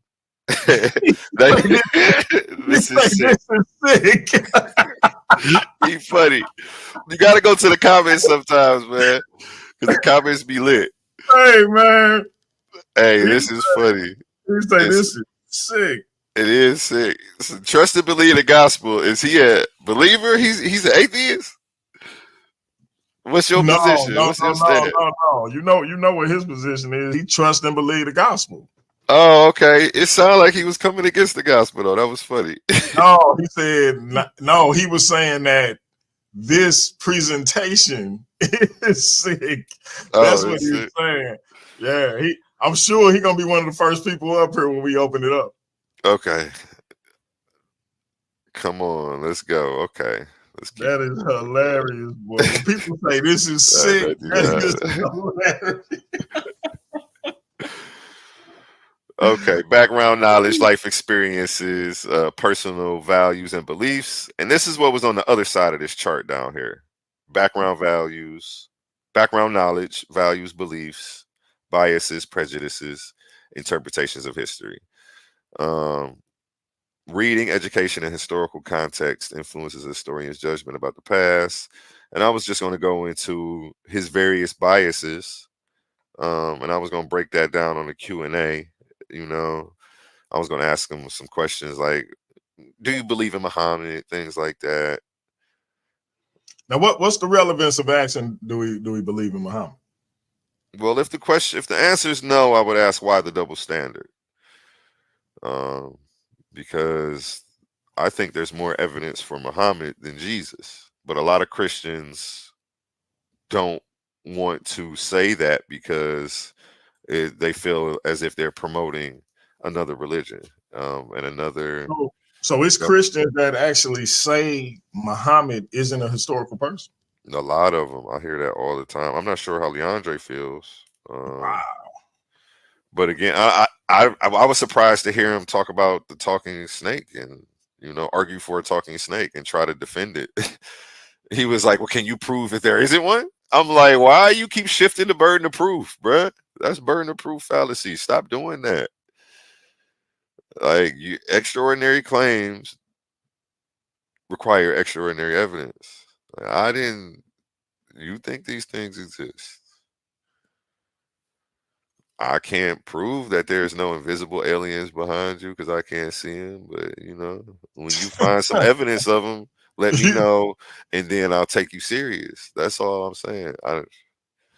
Okay, so now look. Now I know you may be having this conversation with somebody else. Are you ready to pack this up and drop the link, or you want to keep going? Let me just skim through this real quick. I don't think you should show too much if you're gonna have this conversation with somebody else. You might move it around a little bit, but you don't want to waste these slides. Again, I don't go into nothing about Josephus Tacitus. Here, let me just skim through the rest of these. I don't know, man. I'm not gonna stick. The way nobody cares from trust and believe the gospel, and they're going, y'all might. They sound like they still want to have this debate. Then, okay, you know what? I'd rather still set up this debate with somebody else. I don't think the topic is dead. So, what I want to do is leave it because he say this is sick. Yeah, he might be. We might have to pop him in on this flyer and get a date rolling, and let the people decide. That's what I want to do. My whole thing was I wanted to come up here, win, lose, or draw, put it all out there. I'm not. That's what I do. You know what I'm saying? I'm not scared to put myself out there and my ideas and what I'm learning. And if I stand corrected, then that's just what it is. You know what I'm saying? A lot of people. What if your opponent though? What if your opponent just not as qualified as you are to talk about like this kind of stuff though? At the end of the day, I told you before, I wear two hats. So because I'm so used to promoting things on a major level, I'm not thinking about that. Because to me, it's what motivates me. My motivation is to come out here, one, and put the information out. Also get information from people because where's my book right at? The teachers of Patai teaches you to spar with the fool the same way you would with the wise. You know what I'm saying? To be humble and to treat everybody the same and to try to and that way you keep a balance. You know what I'm saying too. That man got my thing is to Patai Hotel. Yeah, the teachers at Patel on his bookshelf, just sitting there. Okay. Yeah, so this teaches that's one of my favorite teachings out of this book. It was like, man, learn from the fool the same way you learn from the wise, and discourse with them on the same level. You don't have to be demeaning to people and all of that. And if I know more than them, then I can teach them. And if they know more than me, then I'm gonna get my lesson that day. And that's just how it is. But still sharp and still, I'm gonna come back better. It's not about me being right all the time, but as a community, it should be about us getting it right. Wow. And a lot of people aren't trying to do that. They're trying to come up here and they want to be right. So when I double back on somebody and said, you know what, you brought up some things and some perspectives I had never heard before, and I went and investigated a little further, and I like what you were saying. that Slim Reaper shouldn't use that to try to slam me. You see what I'm saying? Because that's what this is supposed to be about. So that's why I was like, I'm not gonna stoop to their level, and I'm not about to do no videos about them. Like, it's a waste of time because I see where their level of maturity is about this. All them PhDs didn't get you any maturity. You went to school all that time and you sat in all them classrooms, but you're so the brother not here to fire back, so we ain't gonna go too far. But let me I gotta step away. Oh, what time is it? It's 9 o'clock where I'm at. You said you got to step away for a little bit? I was going to get into what syncretism was because I was going to bring some supporting evidence to support my idea that Jesus was a myth. Do your thing, and then like I say, we're gonna try to get to the chat, see who got some questions for you once ancient non-Christian sources on Jesus. None of these men who wrote about Jesus was alive when he was alive. From Tacitus, Thales, Josephus, Celsus, Suetonius, Pliny the Younger. Yeah, you know what? I'm not gonna go through too much. Let me save some of the sauce. I'm gonna save some of the sauce, man. Let me go back to the beginning. So, as we see, this guy didn't show up, and I didn't have to embarrass him, So, with that being said, this is. Let me go through some of these comments. I was gonna say this is Paradigm Shift. Nobody cares, don't know ish about historical Jesus. He just knows magical Jesus. Trust and believe the gospel. Throwing up over there. I respect it. Maybe we can sit down and have a dialogue and I can learn some things from you sometime. Extraordinary reclaims that requires extraordinary evidence. Says no scholar ever. He definitely misspelled or misquoted that. One of the two. Ask him to show proof that there are Christians who don't believe Muhammad existed. Okay. I don't know. People always ask me for proof of simple stuff.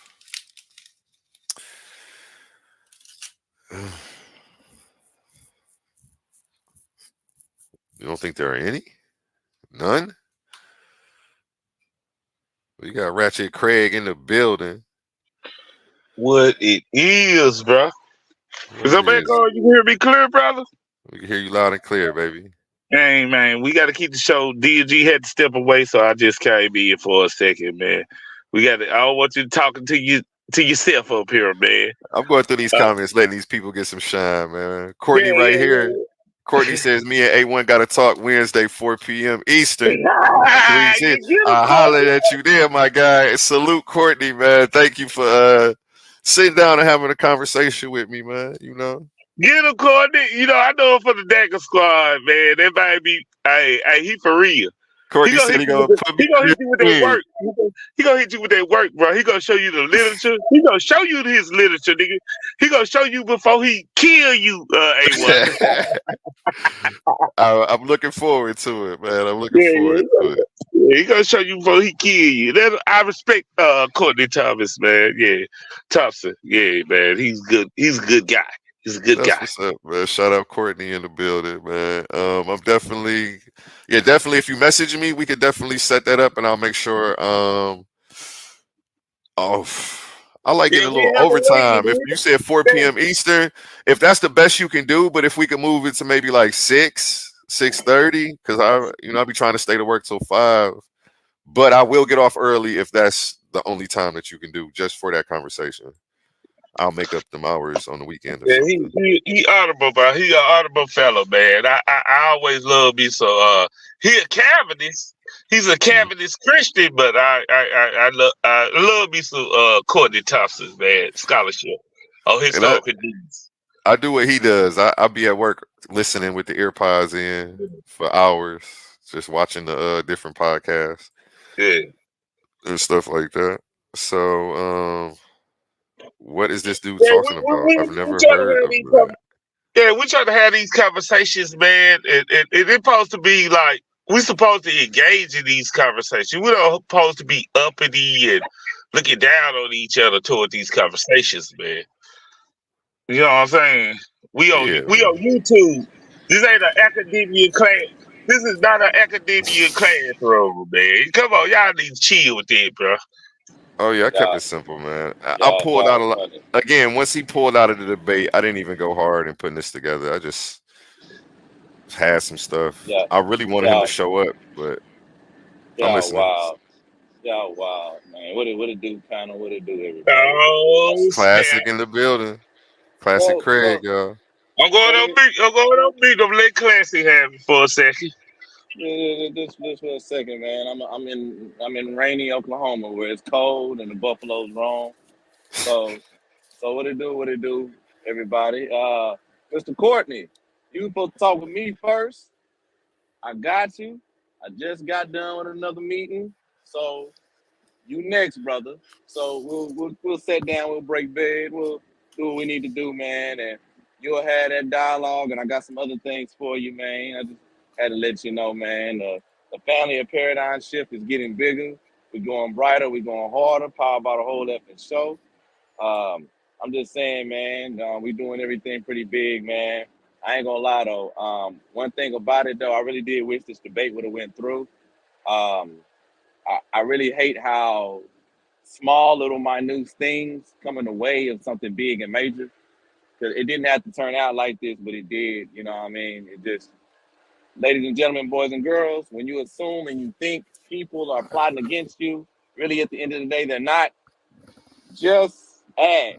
Just ask, talk with them, be a brother, be a sister, and it'll probably help the suspicion and the rumors die down so there is no reason to have an issue with a person. So that's all I Hey, had to say, man. hey, Craig, in the Yeah. comment section today, hey, one got accused of being a disingenuous person, bro. What was the comment? They say you disingenuous on historical Jesus. It's about a guy that won't pop up. By the guy that won't pop up tonight. You know what I'm saying? Who? Oh, Yeah, that's he you won't doing it? pop up. Yeah, he said Right. you disingenuous on your information. I say he genuine. He actually like studied this and I believe in Man, come historical on, man. Jesus, right? You know I believe in the historical Jesus, man, just based off the historical method, right? But but but at the same time, that's based off of consensus. It's literature's consensus, right? It could be overturned at any time. Like it's very fragile. What they stand on historical Jesus, man. It's very fragile. I don't think it's like steady. It's not like physics and biology consensus. See, that's why I Yeah. wanted him to show up because, like you said, it could be overturned at any time, and But he that's a actually lie, bro. reads. He again, you said he may have underestimated me. These books ain't cheap. You know, I take my study serious. I'm Um, If I could say, if I could say, if I could say one thing, bro, check it out. I had a Shout out question. nobody that's in a the lie. building. How you doing? Nobody in the building. What's Hey, up with bro. it, bro? What's up, everybody? What's good with everybody? Nice to I finally just meet want. you. Nice to finally meet you. Oh yeah, nice to meet you, bro. Nice to meet you, bro. I just want to say that's a lie. It's not very fragile at all. 99.9% of all scholars in the world agree that Jesus existed. That's not fragile at all. 99. Show me 99.9. that source. Show me that source. Show me that source. I don't believe you. I think you made that number up. Google it, bro. I think no, you show me No, that source. Be a man I and show can. me that. Google it. You made Google it, bro. that claim. Show me that one, and I will Bro, bow listen to what I down. I will bro. bow down and say No, you won't. No, you 99.9. won't. You No, was you right, won't. nobody. No, you won't. No, you won't. Yes, I will. Show me the No, source. you won't. You No, see, you won't, bro. yeah, you made that up. That's why you can't I show me. didn't. I didn't make it up, bro. Man, Can you share my screen? you never had those songs. You don't even know what the consistency is, bro. I do know what hold on, what? Listen, bro. The Bro, consensus says that. you say Listen, 99.9, nigga, like bro. it's a pregnancy test. Bro. You Pause, better bro. say like it's a pregnancy test. Bro, if you You don't just talk, if you don't, 99.9% if of you Let him don't go, just, Craig. Let him if you go, don't Craig. just talk over me, bro. Yeah, Like, I I'm mean, letting you him go. I'm letting him go. Go Let him ahead, go, though, Craig. man. My fault. The consensus says that virtually all scholars of iniquity accept that Jesus is a historical figure, bro. That's what the consensus said. Now, let's just say, I'm finna minimize it. Let's just say that there are 1,000 historians in the world today. Even though we know that there are more, let's just say that there are just 1,000. There are only 6 known historians today, including Richard Carrier, and we can take him out of it because he says that there's a 33.3% that Jesus did exist. So there are only 5 scholars in history, that study history, that disagrees that Jesus existed out of 1,000. That's less than 1%, bro. So when I said that 99, hold up, let me finish. So when I said that 99.9% of scholars today agree that Jesus did exist, and if you can share my screen real quick, I can show you where it says virtually all You scholars said of antiquity exist. 99.9, nigga. No. Now, the Nah, specific man. number, Man, now listen you to going me. there. Listen You to me. tracking No, this thing. listen to me. The Where number. you sharing your screen? I'm gonna share my screen right now. But I do want to agree with Craig. I do want to agree with Craig. It doesn't say 99.9. Don't agree with Craig. It don't say that. No, I'm just being honest though. It No, don't be give like a number. DeAndre. Be like DeAndre. You agree with me, bro? Be like No, DeAndre. listen You to me, agree with me? Like how you bro. did A1. Listen. And do it. Golly, bro. I just said 99.9%. No, I can't show you an exact number. So that part I'm agreeing with you on. But I did say 99.9% because I know the other 5 scholars that are alive today who say that Jesus don't exist out of 1,000. And if we take 5 scholars out of 1,000, that's less than 1%, bro. Can you name the 5 for me? Well, we had 3 scholars on Paradise Shift. I got more than 5 scholars on my bookshelf that don't believe in Jesus. Come on, bro. None of us are scholars, including myself, bro. So no, we're not scholars. We had 3 scholars on Paradise Shift. James Valiant is a scholar. Yeah. And what does James Valiant say? Come on, bro. But James Valiant believe in a historical Jesus, though. Come on, and I say, what does James Value say? Like, come on, stop playing. So I only brought up what I said because they said that. Hold up, they said that when it comes down to Jesus being a historical figure, it's fragile. What I'm saying is virtually all scholars. Now, I was being fair by saying 99.9. I could have said 100%, but I do know that there are 5 scholars who do disagree. But they are considered fringe writers, bro, by all of the peers in their era of study. So stop playing, bro. So no, it's not with this bitch, Hey, pull up what fringe mean, bro. Of running this shit. Sit your $5 ass down before I make change. We make like fringe is a bad thing in scholarship. Fringe is a genius, groundbreaking idea sometimes, and then it could go the other way, right? It's both of them. It's both of them involved. But bring up your screen. Bring up your screen. Let's see what you got to say. I'll just pull that up real quick. What you want me to look up Fringe? I don't see nobody's screen for me to pull up. Are you sharing your screen, nobody? I'm trying to get you right. Yeah, you go ahead, A1. Because it's your show. Oh, I mean, I just happened to pull this up because I Googled it. The definition I'm of trying fringe. to see if it was any percentages or anything on there. And this is when I typed in scholars don't believe Jesus existed. Okay. Looking for a percentage or something like this just came up though, a growing number of scholars. I haven't read this to try to quote it as no source or nothing. I don't know what's going on. It was just the title that grabbed my attention. But did you want me to look something up? Nobody. Since you can't share your screen and I'm looking something up. Were you? Oh no, Craig was just saying look up the word friends. But hold up, bro. Since that's your first time, I'm trying to find 99.9. You said you're gonna be polite, but you said it's 100%. Come on, You went up to 100%. You went up to 100%. Please pause, bro. Craig wanted to look up the word fringe, but no, bro, can you pause, please? Let him go, Craig. Let him go, Craig. Please, bro. I was finna pull up the word fringe, and we still can do that. But since that's your first time reading that article, and it's also my first time reading this article, can you kind of go through that article and give me the name of the people who don't agree with Jesus, and let's see if it's more than 5, like I said previously. I like that idea. Christmas is a time of year where people are supposed to put aside their differences and come together to celebrate in peace, love, and understanding. Though few question the traditions of the season, many of them predate Christianity in Europe. A lot was borrowed from the Norse tradition of Yule, the celebration of the winter solstice, the originate. Hey, this is already probably gonna piss off a lot of people who are Christians because they're like, no, it's not. No, it's not. Okay, let me keep reading though. They really just trying to defend the tradition. We already can't trust this source. Throw it out. Get it out of here. Okay, I'm sorry. The Norse tradition, the celebration of the winter solstice. Others originate with the Roman festival of Saturnalia. Man, you know the Christians ain't rocking with this source. Right. I just want to see the scholars that it lists.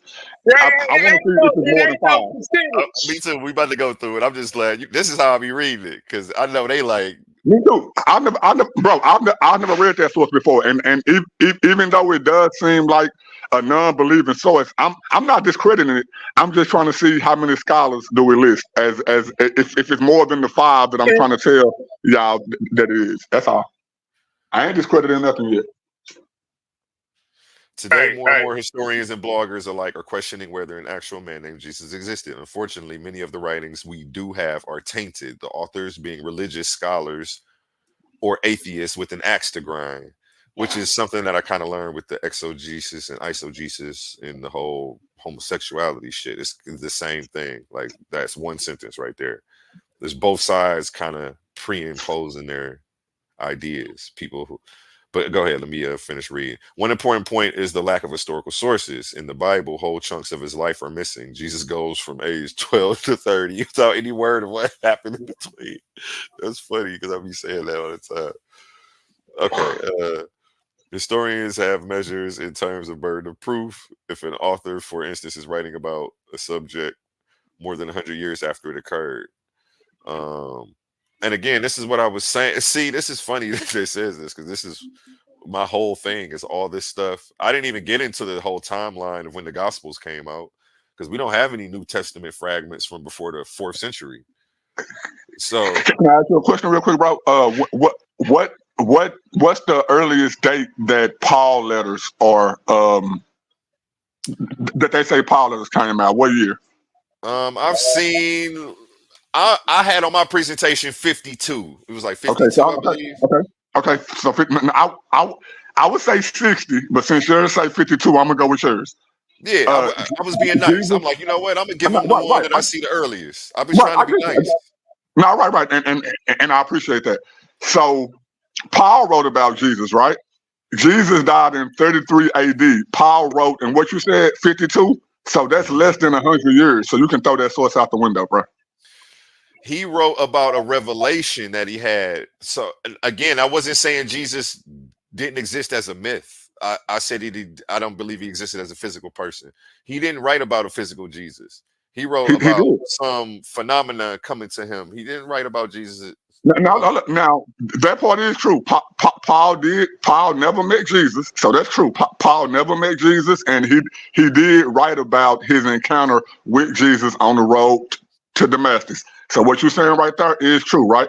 But Paul said that he met Jesus' brother and 2 or 3 of the other disciples that were eyewitnesses to meeting Jesus. Did he not? Yes, and again, everybody, the people who were a part of that cult at that time were calling themselves brothers of Jesus. It was like that's cool. That's irrelevant. Hold on, I'm wait. listening. Hold on. You said initially you said that nobody wrote about Jesus until 100 years after him, and No, then I said the Gospels come out around then. Because you asked me the date on Paul, and I gave you the correct date, and we know that's not 100 years after. So you're conflating the two. No, okay, I'm not, but I'm making a point. Go ahead. I'm listening. Paul also agreed to meeting people who didn't write until 52, and he's agreeing that the people who he got the gospel from wrote earlier than him. Then how are those not eyewitnesses? Okay, let me share my screen again because I actually covered that in my debate. So I mean, you're laughing. I'm glad you asked that question because I was expecting Slim Reaper to ask me that question as well. So I was expecting. And that's my brother. I brought Slim Reaper to the channel, so we kind of got a lot of the same ideas. So I get you, bro. I get you. Let me share. Can I still? How do I do this again? Stop that from sharing. And while you're sharing real quick, bro, I wanted to know the definition of fringe. Oh, I'm sorry, I didn't look it up. You share that? Craig wanted to know that. So the first definition is the border or outer edges of an area or group. Now what we talking about? Go ahead. Second definition is a decorative border of hanging threads left loose or formed into tassels or twists used to edge clothing or material like Hebrew Israelites. Yeah, Captain K. Go ahead. No, the last this is just more expansion on those two definitions. Okay, hold on. Read that first one again.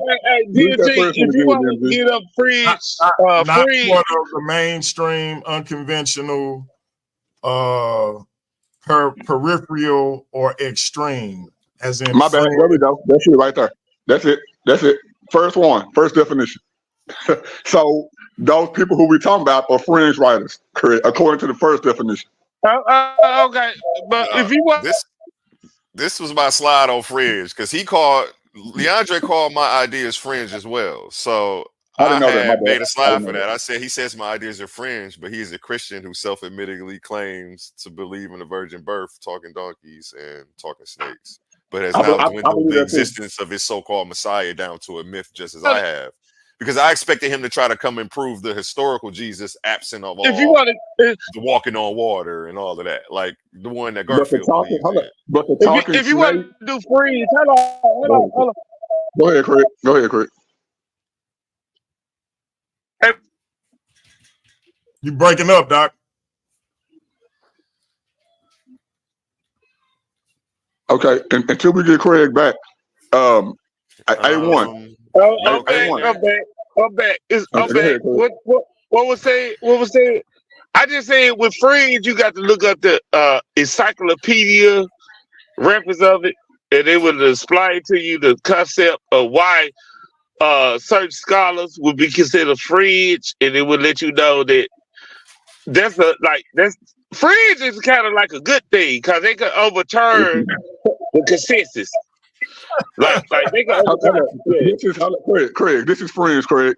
Me, you, Ratchet Craig, A1, Listen, Craig. Listen, bro. Craig, please just listen. I'm going by your definition. I'm telling you, do I have to get on my computer and bring up fringe to y'all? DMG, can I just make my point real quick? I just want to make the point real quick. DMG already read it, bro. Based off definition number one. Me? No, I'm going to look at the encyclopedia. Bro, can I finish, bro? Please. If we go into debt. Can I finish? Let nobody respond. Can I finish real quick, bro? Yeah, okay. Based off of definition number one, me, Ratchet Craig, Classic Craig, DMG, and A1 all agree that 1 + 1 = 2. That's the mainstream. Then let's just say Leandre. Let me finish, bro. Let's just say my brother. Let's just say my brother Leandre jump on this channel and say that 1 + 1 = 3. He would be a fringe writer because he's going against the main consensus, bro. So yes, fringe is not a good thing, bro. But let's go. Fringe is a great thing. Like Darwin would consider a fringe. Right, and that's why he was wrong for saying that he was He overturned the world, nigga. Everybody use evolution, nigga. Like, come on, y'all crazy, Not bro. natural evolution, not speciation, bro. No, we don't. Everybody don't use that, bro. Hey, let's not go down the evolution Right, rabbit hole. right. That's right. That's right. The evolution rabbit hole. So A1. Okay, now he Historical asked me Jesus, about A1. Paul. Right, Paul. In biblical scholarship, there's an interesting collection of words carefully chosen by New Testament scholars to describe the manuscript's material. One word you come across frequently, especially when exploring the letters of Paul, is inauthentic, as opposed to authentic or genuine. Inauthentic is a polite word, of course, with none of the harsh connotations of fake or fraudulent, although that is precisely what it means. Kenneth Humphreys, Jesus Never Existed, page 23. That's one. That's one. Kenneth But I Humphreys, that's have one. more than 5 on my shelves. That's what I was saying. Oh, So yeah. I know it's more than that. Right. But I didn't want to dispute his argument. I don't know a lot of, you know. No. I want to hear him. I want to hear, because I said, now you will be proving me wrong.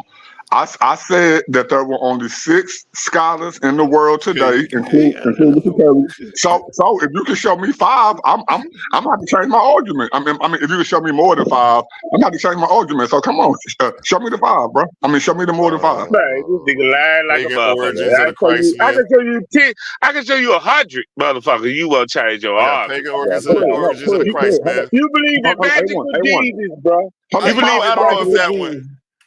Can everybody pause real quick? This is what I'm asking you for, A1. I'm not talking about people who say it.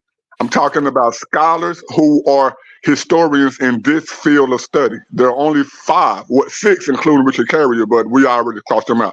There are only 5. So if you can show me 5 historians alive today in this field of study, that says that. Let's go. Hey, Richard Carrier did not believe in the historical Jesus. Maybe I don't know if mine are on the level that you're looking for. So you might be, I don't know what credentials you're specifically looking for. I know Kenneth Humphreys has his master's. He doesn't have a PhD. He has his master's in history. I don't know if that's good enough for you. Can account to me. Can account. He count. Go ahead. Okay, he's got his master's. I know he went to a school in the UK, I want to say. He count. Okay, so what's the next person? I got his book somewhere around here. Okay, that's one. Now give me the other 4 people. That's one. I count Kenneth. Kenneth count. Who hip to Kenneth?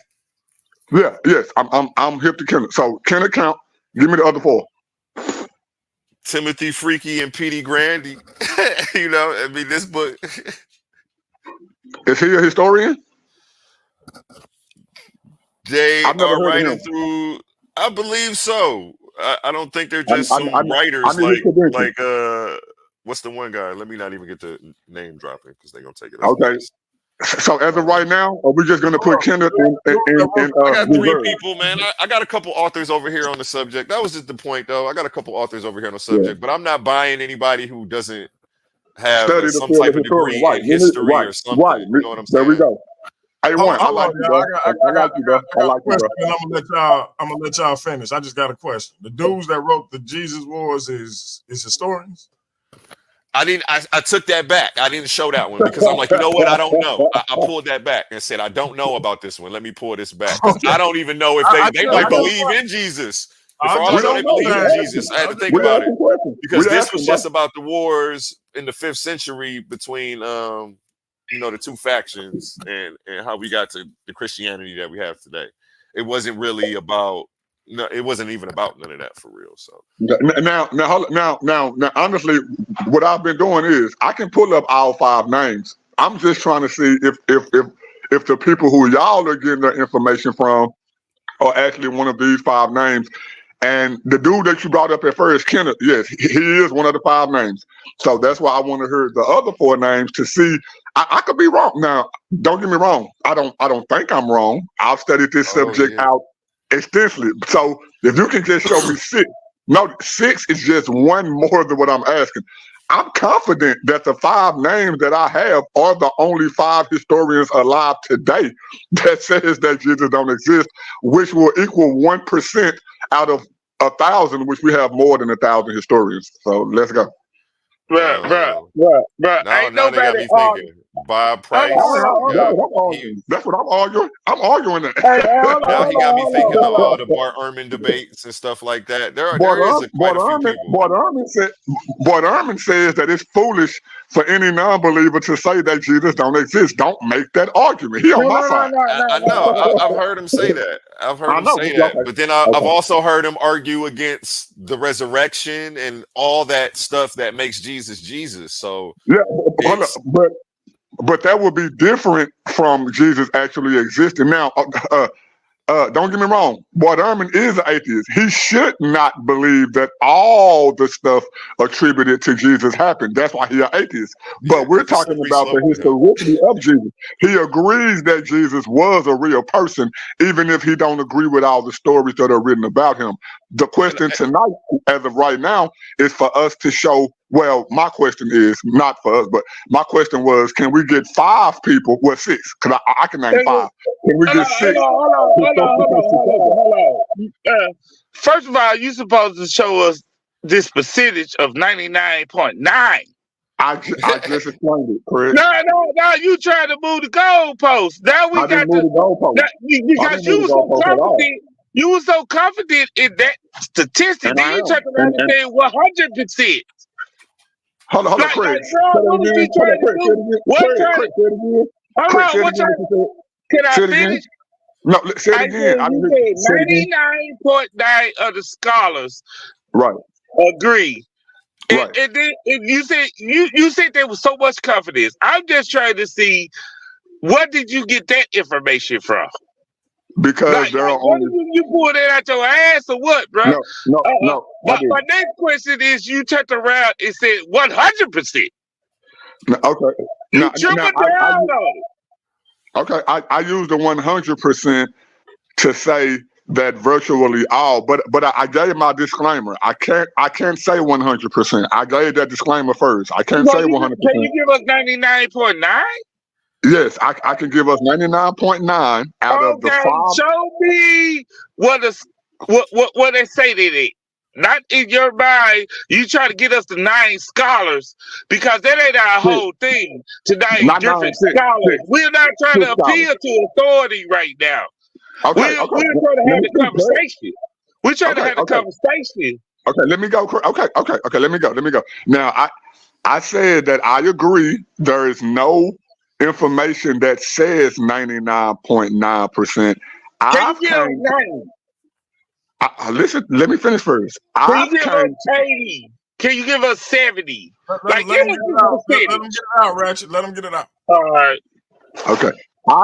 There is no information that says what I said as in 99.9%. No, I do not have a source for that. So I'm agreeing with you on that. I don't have a source that says 99.9% of scholars agree that. I don't have a source for that, bro. Can you give us 90% of the scholars? Can I finish, bro? Can you give me that source? Can I finish? No, I can't. I can't even give you 90%. Can you give us 80%? No, I can't give you 80%. I can't give you 70, 60. So you're not talking out the side of your mouth right now. No. So let me finish what I was saying. I was saying that I don't have a source that gives the exact numbers that I give, right? But based off of my own study, I say that 99.9% of scholars don't agree, because I only know of 5 scholars. Me personally, I only. Right, I'm acknowledging that. Come on now, I only know of 5 scholars alive today that say that Jesus didn't exist. Now we ain't not trying to appeal to authority, though. Can I finish, bro? Can I finish, please? I said that those 5 scholars can be compared to 1,000 scholars. Even though we have more than 1,000 historians alive today, I'm giving y'all the position that, let's just say 1,000. Out of the 5 people who I know that say Jesus don't exist, that would be less than 1% out of the 1,000 scholars that we have today. That's why I say that. So tonight, I've asked, and the brother A1 has at least brought up one. I'm giving all of y'all credit for that. The brother A1 at least brought up one. I'm asking for the names of I'm asking for the names of the other 4 scholars. Yet nobody has been able to disprove that there are 5 scholars allowed today to disagree with that. I didn't want to cut you off though, but I'm going off of authority. we have David Fitzgerald. Let me jump in. We have David Fitzgerald. Hold on, A1, give me 1 second real quick. Okay. Craig, I'm not a scholar.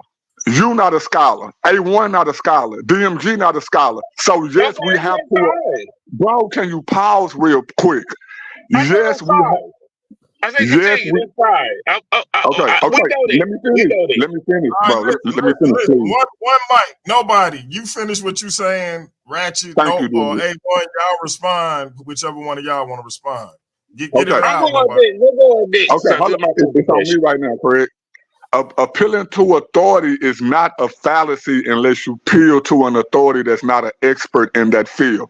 Right now, we're talking about historians. So yes, we have to appeal to authority. Why? Because I'm not a historian. You're not a historian. A1 not a historian. Neither is DMG. So all of our information has to come from the experts. So yes, I am appealing to authority. The authority that I am appealing to are the over 1,000 historians that are alive today who say that Jesus didn't exist. Your appeal to authority is the 5 or less scholars who say that he did it.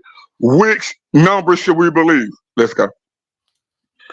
So that's what you doing, bro? Yeah, Is that your best? You funny, Craig. Yeah, is that what you doing? Yeah, I asked you made this claim. You came up here with this claim. Can I save Craig, man? Can I 99.9. save him, please? Come on, A1, go ahead, bro. You came in with this claim. Hold on. Let me get it out, bro. I got go ahead. Yeah. He made 99.9. Then he turned around and said 100%. Then he turned around and say we ain't experts. All we doing is having an argument about the evidence of historical Jesus, and he got to rely on 99.9%. Bro, you can't do that, bro. We having a conversation. We trying to see what we know, bro. You trying to rely on stuff, bro. This ain't no good for debating, bro, on what we know. It's all correct. It's all possible. That's why we can't get into no academic. That's why we can't get into no academic. This is why we can't get into no academia field, because y'all niggas shut it down. Just like y'all believe it's a historical Jesus and shut it down. You don't care if it's a historical Jesus or not. No matter. You only care about magical Jesus, nigga. Cut it out. Wow. But I laid the client on that one.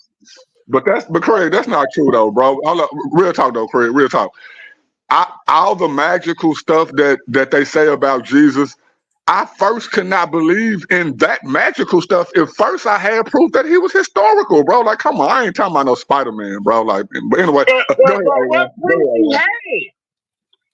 Historical Jesus has to be real in order for me to. Hold on, Craig, listen to me, Craig. Historical Jesus has to be real for me to even believe the magical stuff about him, bro. Not the other way around, bro. Bro, we had a dude on here talk about unicorns. It's right. That's true. That's true. Come on, bro. And that's y'all best evidence, bro. But I believe in unicorns, though. I believe in unicorns, but not the horses. Unicorn. Yes, a unicorn is a one-horn. No, I don't. I don't believe in a horse with one horn. A unicorn is a rhinoceros with one horn. Yes, I believe in it.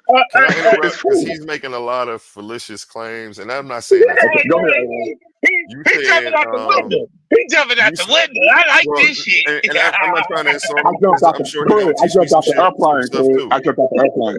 He said it's a lot of Dang, that was crazy. I forgot what you said. Go ahead. I'm sorry, y'all. No. Take your time, A1, and rethink of what you. I was talking about historical Jesus. You trying to say that the people of the Bible, when they mention unicorns, because he forget. Hold up, Craig. You said I you want to can't bring believe in Craig. a mythological Jesus. Hold on. Hold up. I want to bring Craig. Can you please pause? I want to One get at a time. One at a time. Nobody. Get it pause, out. Craig. I want to bring A1 back to the thought that he was saying. Craig, I was talking about historical Jesus. He said no. You said 99.9. nobody that you can't come to the conclusion of a mythological Jesus without a historical Jesus. But Right. you've never seen. I went over the historical method. You weren't an eyewitness. All you have is history and reaccounts. So all you have could be. You don't know if it's real. Wrong. Okay. I mean, Wrong. You know, again, I'll give you an opportunity to go ahead to show me can you name any evidence that you have for Jesus existing for me? Okay, if you don't mind, can I first attack your logical reason for saying that in the first place? Well, I think that before you say that, I just want to say that I think that your statement goes against the idea of syncretism, that it's an amalgamation of different religions that were already in the region and different concepts coming together to create a new one. But go ahead. We can talk about. Okay, now DMG, maybe about 45 minutes ago, he just explained to you that none of us was alive when George Washington walked the earth. Everything that we believe about George Washington is not only secondary, third, fourth, fifth, sixth, seventh, 8, 9, 10, 11, 12 generations from where we are now. We can conclusively take the information that we hear about George Washington and suggest that George Washington was a real person, not the mythology, because we've all heard mythology about George Washington. I heard that George Washington was on the battlefield and stood up on a horse. I mean, he was on a horse that stood over all the enemies that he was fighting to give him the logical conclusion for him to make the battle decisions that he made. I don't believe that. That's mythology. But do I deny? Wait.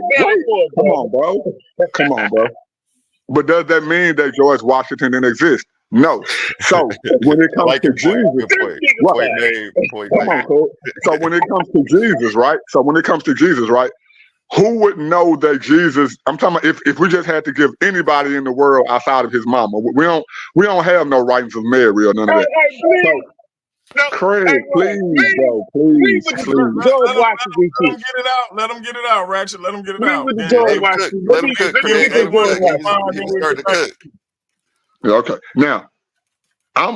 Now, even though I believe in all the mythical stuff that's said about Jesus, for the sake of argument, I'm willing to take out all the mythical stuff about Jesus just to narrow it down to You can't do it. Just to narrow it down that if this person existed or not, right? You agree that Paul wrote in 52 AD. Jesus died in 33 AD. Paul claimed to have met Jesus' brother, biological brother. You mean to tell me that Jesus' brother didn't know that he existed? Come on, bro. Hey, nobody. I don't want to do this, nobody. Go ahead, Classic. I'm gonna tell you this, right? Hercules, Gilgamesh, their labors, right? Check this out. They're 12 labors, right? Now, these are so-called deities that had this great strength and great wisdom and et cetera, right? Now, they're passed down in legend throughout history, and some people passed down in what? Passed down in what? Passed down in what? Legend, right? Okay, go ahead.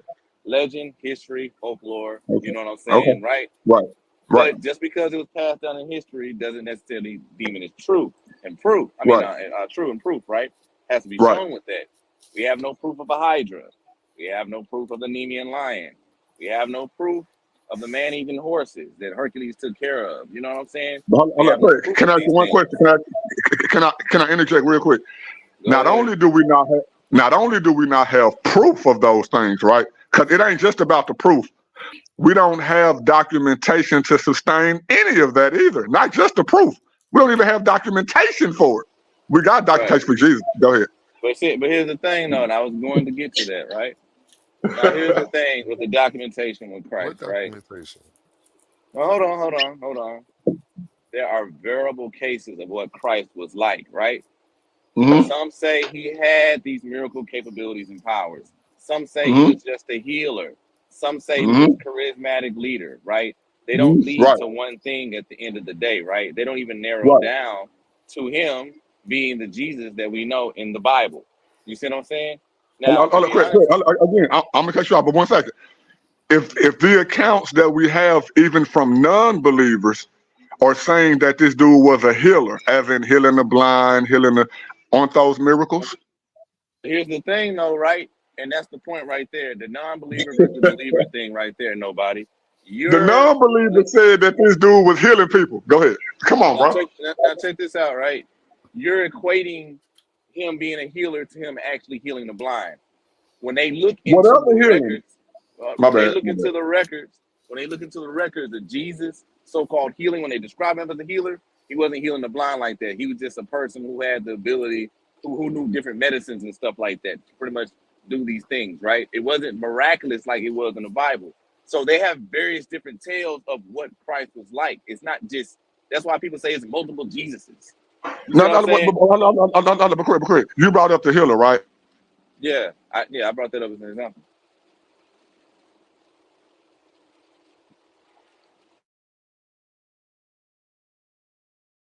What's going on? What's going on? Yeah, I brought it. Hey, can you hear me? Yeah. Because I'm We in a can hear you. rainstorm. I'm in a rainstorm. Yeah, I brought that up as an example. Go ahead, nobody. Oh, no, correct. I was just asking, based off of the writings that you've read about Jesus being a healer, what other like diseases or whatever was Jesus healing outside of healing the deaf, the blind, et cetera, that the Bible states? Well, What other diseases? here's the thing, right? I mean, like, when it comes down to it, the different little illnesses they had, but with that healer, right, he wasn't really healing no blind person, restoring their sight back like the so-called superpower Jesus was. You see what I'm saying? That's what I'm trying to say. There's various different points of Christ and what they deemed him as. It's not just one thing. Like this guy, he walked on water, he did etc. X, Y, and Z, rose from the dead. I mean, there was various different points of him, and I found that interesting. Now, me, I believe in the one who healed the blind, who did all these Yeah, miraculous things, yeah, right? I know that. I Yeah, you're a believe that. believer. Yeah. But my point is, when we look at it, right, with these people who use the historical method, they have to have something in order to give them that proof in order for them to believe it. It's not them just saying, I'm an atheist, I don't believe in nothing. They need to see some form of evidence with that, and there's no evidence with that. So they can't pretty much have that on a concrete basis to say, this is actually real. When Ratchet say, and A1 even say, hey, historical Jesus can be overturned, right? Because there's holes in that argument, right? There's not enough proof to solidify that this was the Jesus that was doing all this within the Bible. And most believers have a problem with that. I'm just coming from a non-biased point. You see what I'm saying? So Right. you put Right. your belief, you putting your belief over the foundation of the evidence is somewhat overshadowing the missing points and the issue with them not believing in Jesus at all. Okay. You know what I'm Okay. saying? Pause real quick. Whatsoever. Hold on. But correct. That goes back to the question that I just asked you, right? If they saying, well, Jesus didn't exist or Jesus did exist, but he's this historical person, not this mythical person, right? You just said that you've read accounts of people talking about Jesus being a healer. I've read those same accounts. Not only does those accounts talk about Jesus being a healer, it talks about him being a magician. But let's not get into the magician stuff. Let's just stay on the healing stuff. What sources have you read that talk about Jesus being a healer outside of restoring sight to the blind and giving people that couldn't walk the ability to walk? We're talking about for example, somebody having a common cold and they just can get healed for that by osmosis or whatever. What other sites have you read about Jesus being a healer when it comes to the blind and walking and all that doesn't line up with the Bible? Is what I'm asking you. And I'm asking you that because these people also claim to not believe in Jesus, but have also claimed to have read those same sources to the point to where they believe in historical Jesus, but not mythological Jesus, but the story that they read about healer Jesus is a person who could have only healed those people based off of what they're calling mythology. Make it make sense to me, bro. I make it make sense, Chief. Like, it's no problem, right? It's just like how you got a lot of the Egyptians, right? Who called the Pharaoh Heru, or the son of Heru, right? Saying that he must have been a deity, or either a demigod, or he was Heru incarnate in that Pharaoh's physical form, right? In a lot of ways, man, like I said, legend, history, and folklore, right? In these early in these early cultures, right? A lot of them, in a lot of ways, pretty much. How can I put it? What's the word for it? Exaggerated, or not even in a lot of ways had the accurate description of what Christ was. You see what I'm saying? So it wasn't just. Let's put it to you like this. Let's just say I'm a believer, right? Just for your sake, right? I'm a believer, and I'm looking for evidence for Jesus, right? So I'm looking for him walking on water. Now, I look at the evidence that said, okay, Jesus is here. I see the records of him, but he's not walking on water, right? Now, this is the problem, and this is the contradiction. And this is what I'm saying to you at the end of the day, right? The sources, what I have read, is what they pretty much have on historical Jesus right now. You feel me? And that's why there's holes in that argument. It's just not lining up. You get me what I'm saying, nobody? It's not lining up. The task and everything he did is not lining up. Just like how when I brought up Hercules and Gilgamesh and all of them, right? How there's different variations of them. You see what I'm saying? I had this argument with Mr. McBride, right? Talking about the two twins who were born from that wolf cub or whatever. I don't know. Who got nursed by that wolf. Romulus and his brother, right? Yeah, Now, the part of his ancestors. Yeah. yeah. There was one rumor, not one rumor, one legend of them being demigods, right? And then there was another rumor and legend of them being born of a virgin. You see what I'm saying? And that's what I'm talking about, where it comes to a clash and issue right there, right? And you know, I'll just land my plane like that right there, nobody. And we know that Romulus, right? According to academia, we know they mythology, right? Yeah. Yeah. But we can't pick and choose when to use academia. No, hold on. I'm trying to go somewhere. Right quick. My bad. Yeah, I'm trying to go somewhere. A1, where you at, A1? No, you go, Craig, because after you, I'm going. I'm I talking to didn't want A1. to jump in. I was just trying to be. Go ahead, A1. Go ahead, A1. I gotta ask you a question, A1. I'm trying to get it back to you. Follow me. I'm listening. So what, you got to, because I heard nobody bring up the brother Jives and Paul talking to the brother Jive. Is there any evidence that this brother Jive existed in like on records, bro? Like, is there any evidence that brother Jive or this could have been a possibility of just a legend still getting passed down? He's mentioned in the brother of Christos is mentioned in Josephus's works. And again, you know, I'm honest about what information they do have. Again, because I'm a preacher's son, I was really trying to prove he existed. So when I, you know, in my endeavors, the shit I like want, believe it or not, I was a non-believer. I was a non-believer, bro, who came to my conclusion. But go ahead.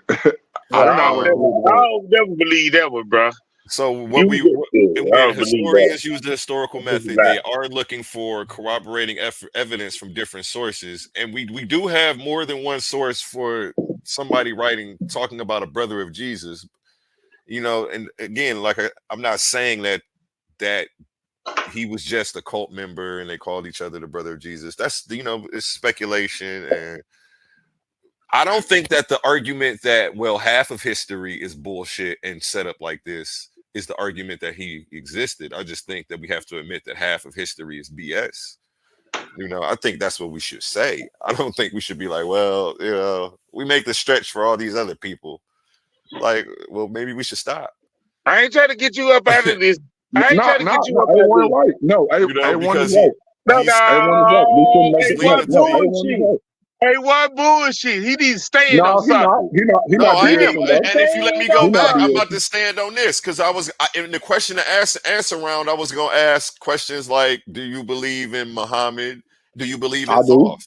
And then I No, I do. said, A1. do you A1. believe in No, I Thoth? don't, no, I don't believe in Let thought. me No, do the I don't believe in politics. thought Let me Well, do this, and then brother. my question would be, why the double standard? because we don't have. As y'all talking about evidence, no, I'm gonna tell you why. As y'all talk about evidence, we don't have any evidence that we have humans with bird heads, bro. So no, I don't believe that. I'm gonna tell. And I I'm gonna tell feel you. you. I'm gonna That's where I tell would you. go with the talking snake and things of that nature if we were to attribute, um, I'm gonna No, tell. no, the no, myth, no, no. the I'm So, gonna the, tell. the so, I'm gonna so, tell you supernatural, this. I should say. I'm Right, gonna tell you this, I got right? you, everyone. I got you, so everyone. you got evidence. You got evidence, brother, Nobody. the brother James. And I Uh, before you I got before evidence he Yes, of before I brother yes, pass it James to you, yes, being Craig, can I yes. read this There to is him one no. more crucifixion? time? Before Yes, I pass it to you, Craig, let Craig. me read this to him Craig, one more there is time no. because he keeps Hold up, bringing up Craig. Paul. And Right, there is no I'm God that honest that James Paul's existed, Craig. writings were, they claimed for them to be as early as like around, I said 58, 56. But I in would say 50, biblical yeah. scholarship, let me read this again from Kenneth Humphreys about Paul. In biblical scholarship, there is an interesting collection of words carefully chosen by New Testament scholars to describe the manuscript material. One word you come across frequently, especially when exploring the letters of Paul, is inauthentic, as opposed to authentic or genuine. Inauthentic is a polite word, of course, with none of the harsh connotations of fake or fraudulent, although that is precisely what it means. So he's showing that. Now, you were saying that you're going to listen to the scholars and all of that. Well, I mean, Right. I didn't get into all of that in my presentation because I have answers for that. I was showing Well, how the biblical scholarship has been stretched, how they come up with words for like interpolation when really it's a forgery. And we but call it did a you see? lexicon. Hold on, let I'm me not letting My you bad, out the my bad. hook, No, A1. let him go. You trying Let to him get go, out the Craig. hook right now when I'm asking you, A1. because no, wait, I'm No, sorry. Go everyone ahead, on point. Craig. Go ahead, Yeah, Craig. yeah, you trying to get out the hook. I'm I'm not getting He off not the asking hooked. hook. I you. was trying to He not explain hooked. what he was Hold on, can asking. Yeah, I finish? he Can not I hooked. finish? You might be He trying to Can being I save me honest. finish? though. Baby, go A1. He being ahead. honest, bro. Let me let He being Craig A1, finish. honest, bro. nobody. This is the question I'm asking right now. I'm asking you, is it any evidence of this outside of Paul?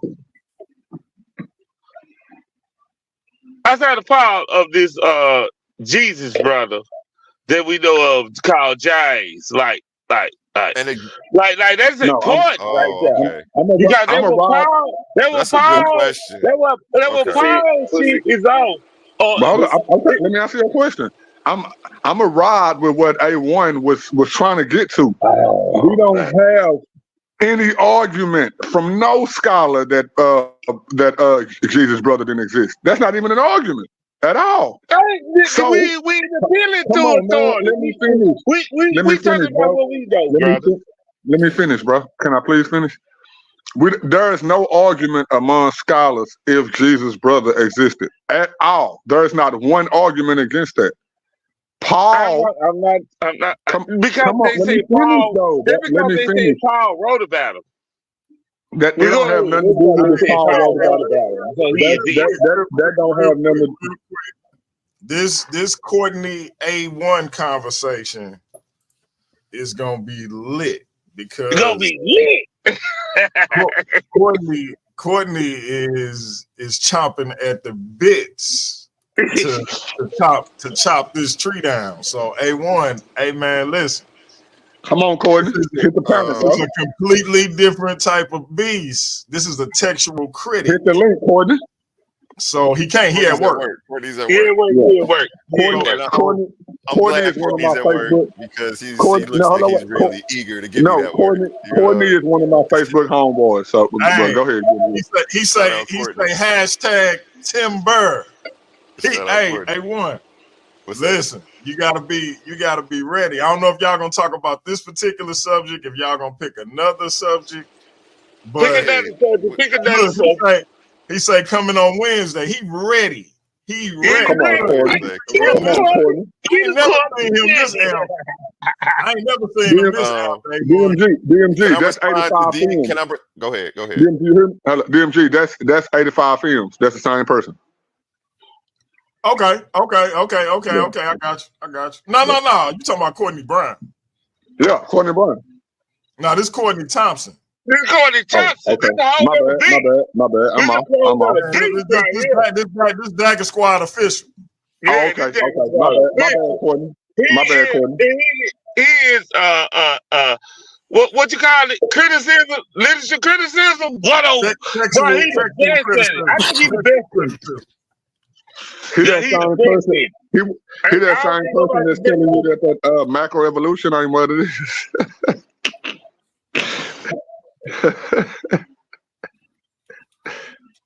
But yeah. But anyway, hold up. I want you next up to go, bro. All that's being said is based off of what's being said tonight. Tonight, what has been said is that we have acknowledged other people that there is no dispute in history if they existed or not. And these people reference Jesus. E.I. Paul, E.I. Jesus' brother, E.I. Josephus, all these people. It don't matter when they wrote about Jesus. For example, Josephus, even though he wasn't alive when Jesus wasn't alive, I wasn't alive when Dr. King was alive. Think about that. I wasn't alive when Abraham Lincoln was alive. I wasn't alive when George Washington was alive. But you mean to tell me that I don't have enough knowledge about life in today when somebody talks about either one of those people? I don't care if I ever seen a photo. I ain't never been to MLK grave. I ain't met his wife. I ain't met his son. I ain't met his daughter. I ain't met nobody in his lineage. Did you know that George Washington kinfolk are still living today? Abraham Lincoln kinfolk are still living today. The Jewish people that comes from the bloodline that Jesus come from still lives today.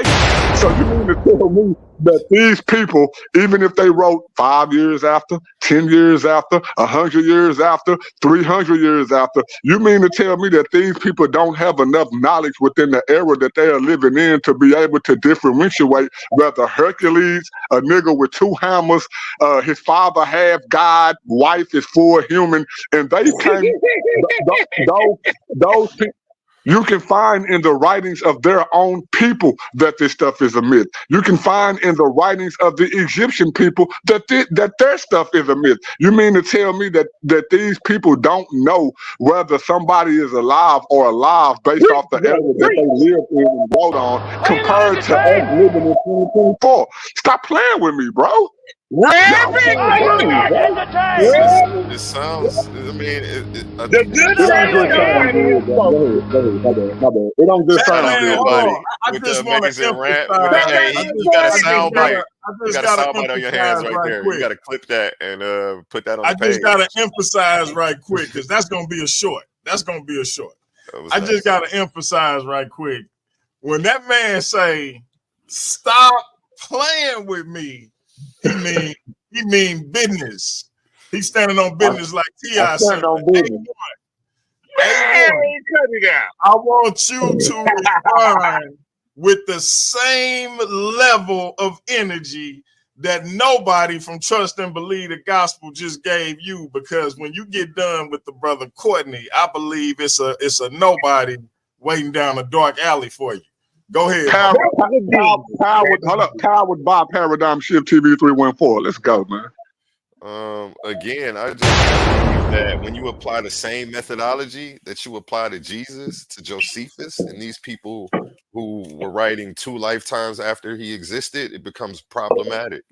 The fact that the writings that we do have, the Gospels, they're heavily biased. We can't trust them. Paul, he never met this guy.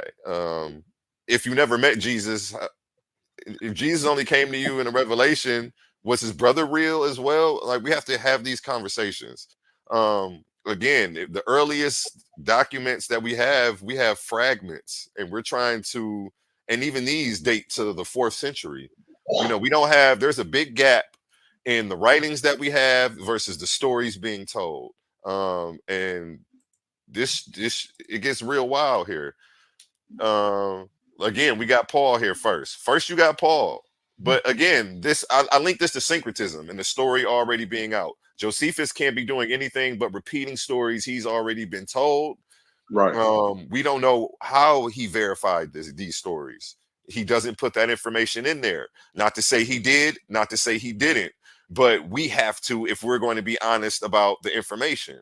Okay, we can't just trust people writing well after. Again, the average lifespan was 40 years back then. So Josephus lived to be like 100 or something, I That's think. not true. Not true. What's not true? What If part? if you say if you say the lifespan was only 40 and Josephus lived to be 100, then that means it ain't true. Go ahead. I mean, I said that's what they say the average lifespan was. I mean, a lot of people live to be well over the average lifespan, but Right. Not the that's the majority. point I Right. Not the make. majority. Right. It's usually Christians and Muslims who hit me with that when I explain, like if I ask a Muslim why was Muhammad sleeping with little girls, usually their response to be like, well, the average We lifespan on was the over same 40, page. so Hey, A1, we on the you same know. page with that. We So on the they'll same give me that. So that's why I was bringing that up. It's not, and I actually looked it up to try to be like, hell no, that ain't right. But when I looked it up, I was like, oh shit, it's on here. No, Okay, so A1, I gave him that you point. I'm like, no, okay, A1, you're yeah, right. You're right. The okay. lifespan back then was less than us today. You're right on that. You're right. So you know what I'm saying? We have these early fragments that there's a big gap between 33 CE and 150 CE to when we find these first fragments. It's crazy. You know what I'm saying? And then the Gospels being anonymous, and then we attribute the names Matthew, Mark, Luke, and John. This is I got an it's argument just for that, bro. wild. This is wild. This is not how history is done. The fact that we don't even have names for these authors, this stuff is supposedly, it's again, man, we have to be honest with ourselves. Like, what can we prove and what can't we really prove? What are we guessing on? We have writers like Hercules, and I don't even believe the Egyptians. I don't believe in that Egyptian stuff. I'm not no Egyptian maniac. Right, I know that. I know that. I But believe hold that on, bro. that stuff's mythology as well. You said the same thing I tell people all the time. I'd be like, man, it was just principles. And you're supposed to look at it symbolically, and we didn't think nobody was walking around with a falcon head. And they'd be like, oh, you're right.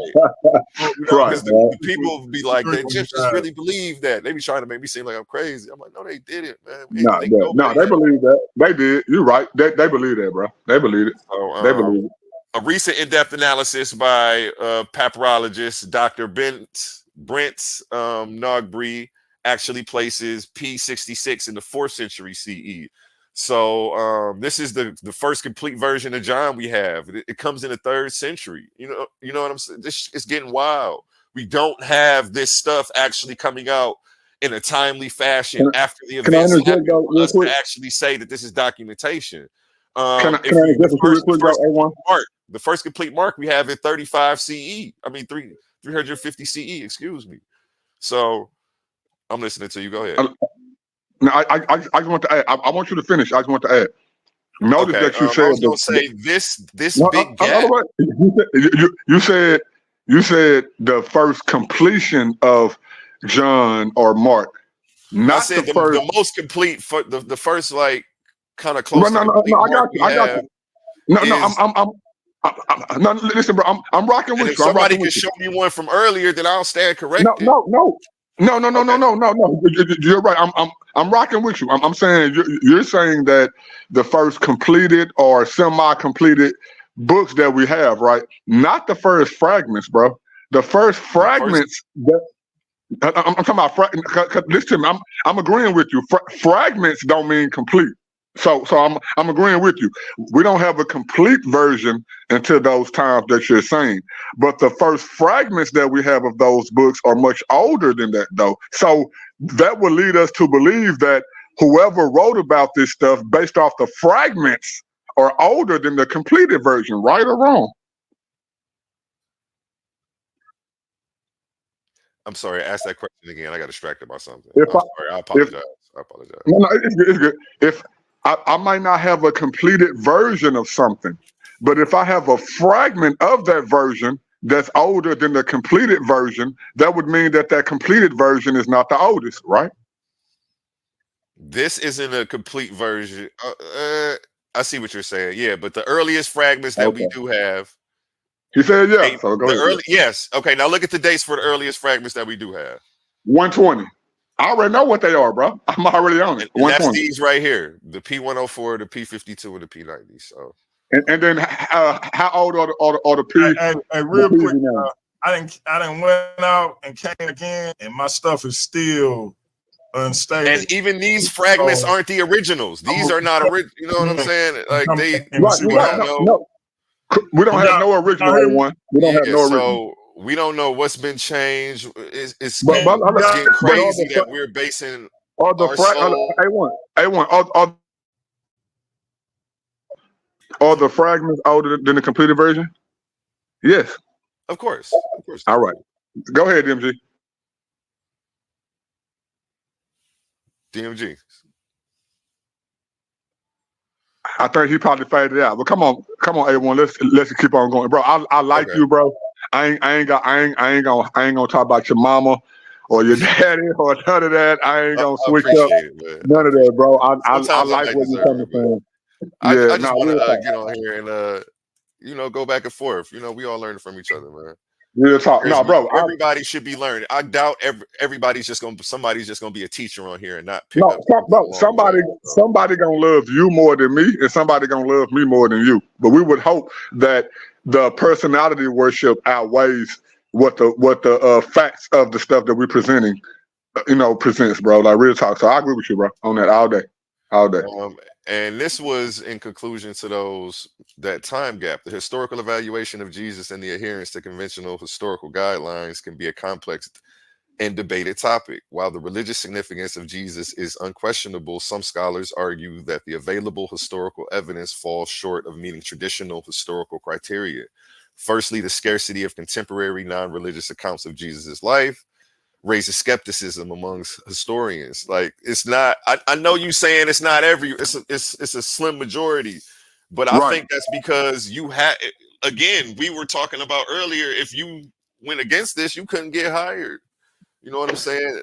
I mean, I ain't gonna lie. I wouldn't say that that's not true overall. Now, because if we look at, I got a 19-year-old daughter. She go. No, I'm saying I got a 19-year-old daughter. She go to college. The majority of college professors do teach that Jesus didn't exist. So I'm with you on it, but I'm kind of balanced. I'm a little bit off and on with it because I do know that people can get hired, teaching that Jesus didn't exist by way of my 19-year-old daughter who's in college right now. So there are people who do teach that, but based off of the and everybody asking for evidence, right? For example, A1. I've never met you in person, bro. I don't know right now if you are some kind of AI planet bot or whatever you want to call it. All I know of you is online, right? But if I had to ask DMG, if I had to ask Ratchet Craig, Classic Craig, or even my daughter who listens to our podcast, they all would agree that you are a real person, a historical person, bro. Even if they can't pull your pictures from Facebook, from Instagram, from TikTok, even if they can't name your wife, your children, your mama, your auntie, your kids, they would have to admit, at least my daughter would have to admit, my daddy was on a platform with a dude named A1, and A1 is not a AI bot. He is a real person in real time who answered my daddy questions in real point in real time and didn't sound like one of these bots that called me on the phone at 8 o'clock in the morning with a spam call, bro. We would have to give that same credence to people in the past who were not trying to deceive us. Don't get me wrong. Deception is real. Lies are real. But we don't have no evidence that Josephus, Paul, Peter, James, any fragment, any complete book that you want to pull up from the Bible, there is not one book of the gospel, whether fragment or not, that don't have Mark, Matthew, Luke, John name on it. So my conclusion is, how can a person say that the Gospels were distributed anonymously? Wait. Say that last part one more time for me. You said when you went off with the names Matthew, Mark, Luke, and John. You said there's no part of the Gospel that doesn't have. We don't have out of the out of the 200,000 fragments or completed books that we have of the New Testament, we don't have no fragments or books in history that says that these books were not written by either Mark, Matthew, Luke, or John. Not one. My question is, who are Mark, Matthew, Luke, or John? It says according to. You made that up. No matter. You just made them up. Yeah, one we know it's according to. These are honestly, Craig, I did. These are anonymous, and I can bring sources for that. You know what I'm saying? Okay. I didn't show here because you don't have to do it back out of the debate, so I didn't put all that stuff on here.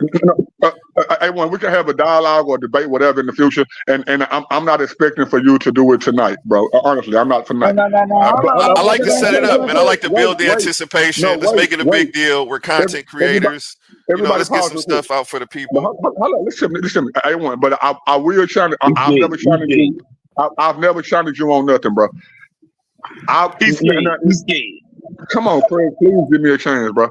I do challenge you, A1, based off of all the studies that I've done, off of those, P91s and P8, all this.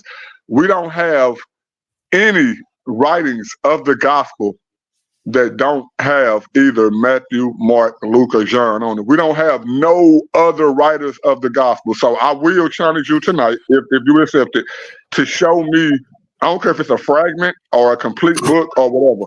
Show me any other, thing in history that don't have one of those 4 names on them, bro.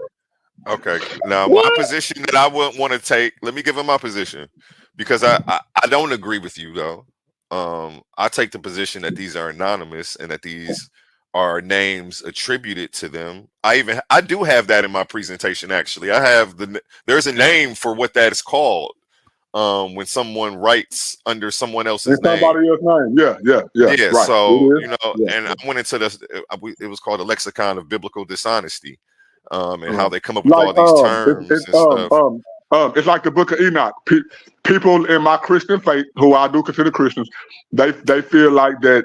Now, I ain't saying don't read it, but they feel like that the Book of Enoch is something that we should read, when we know that the Book of Enoch is a part of the Apocrypha. And the Apocrypha means not genuine. So Enoch did not write those books. Hello, Craig. I'm trying to agree. The first Enochs are credible, bro. Enochs are credible. You said that the first books of Enoch are credible. I got you. Yeah, the first 3. It's 5. I got you. I don't want to go down the rabbit. It's kind of like Paul letter. It's kind of like Paul.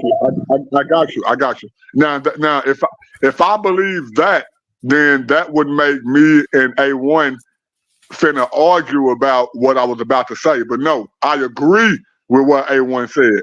People do write in the name of other people, and those writings are not authentic. I'm agreeing with A1 right now. I'm not disagreeing. I'm agreeing.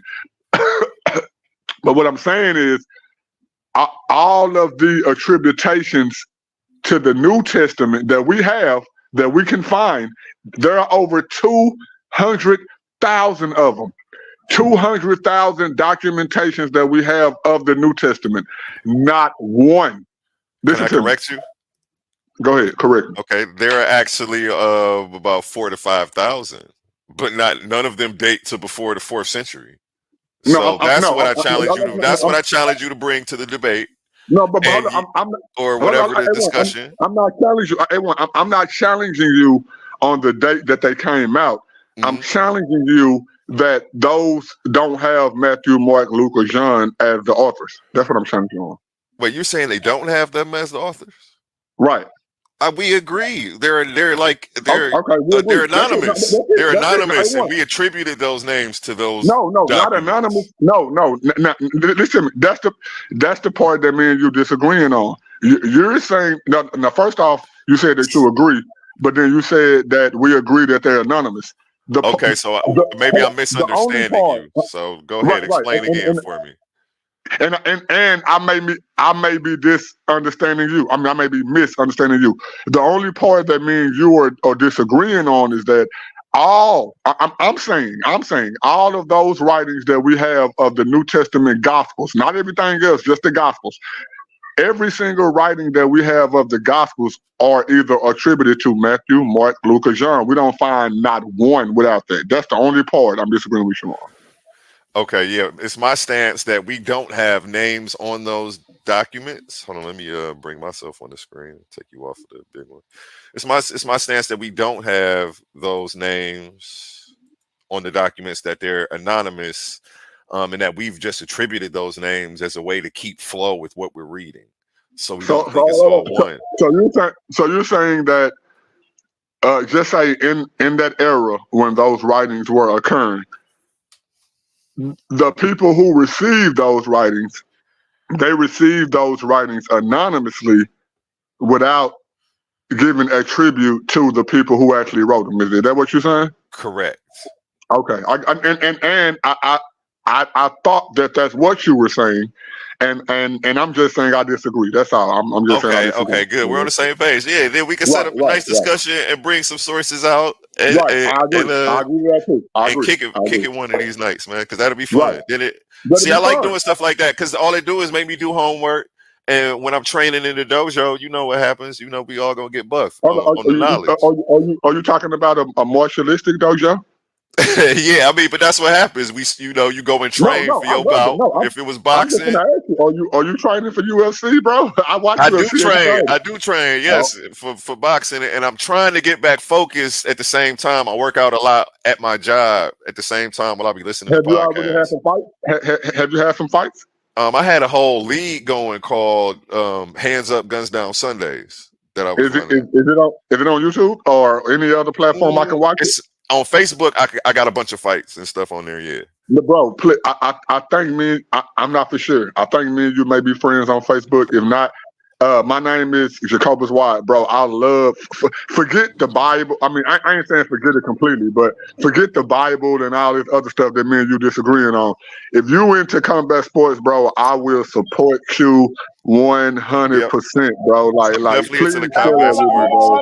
I'm into knowing how to defend myself and I'm training my daughter too as well. So that's the reason. Hold on, Ratchet, real quick, please. Hold on, Craig, please. Somebody drop the link. Courtney want to be on here. Drop the link, Craig.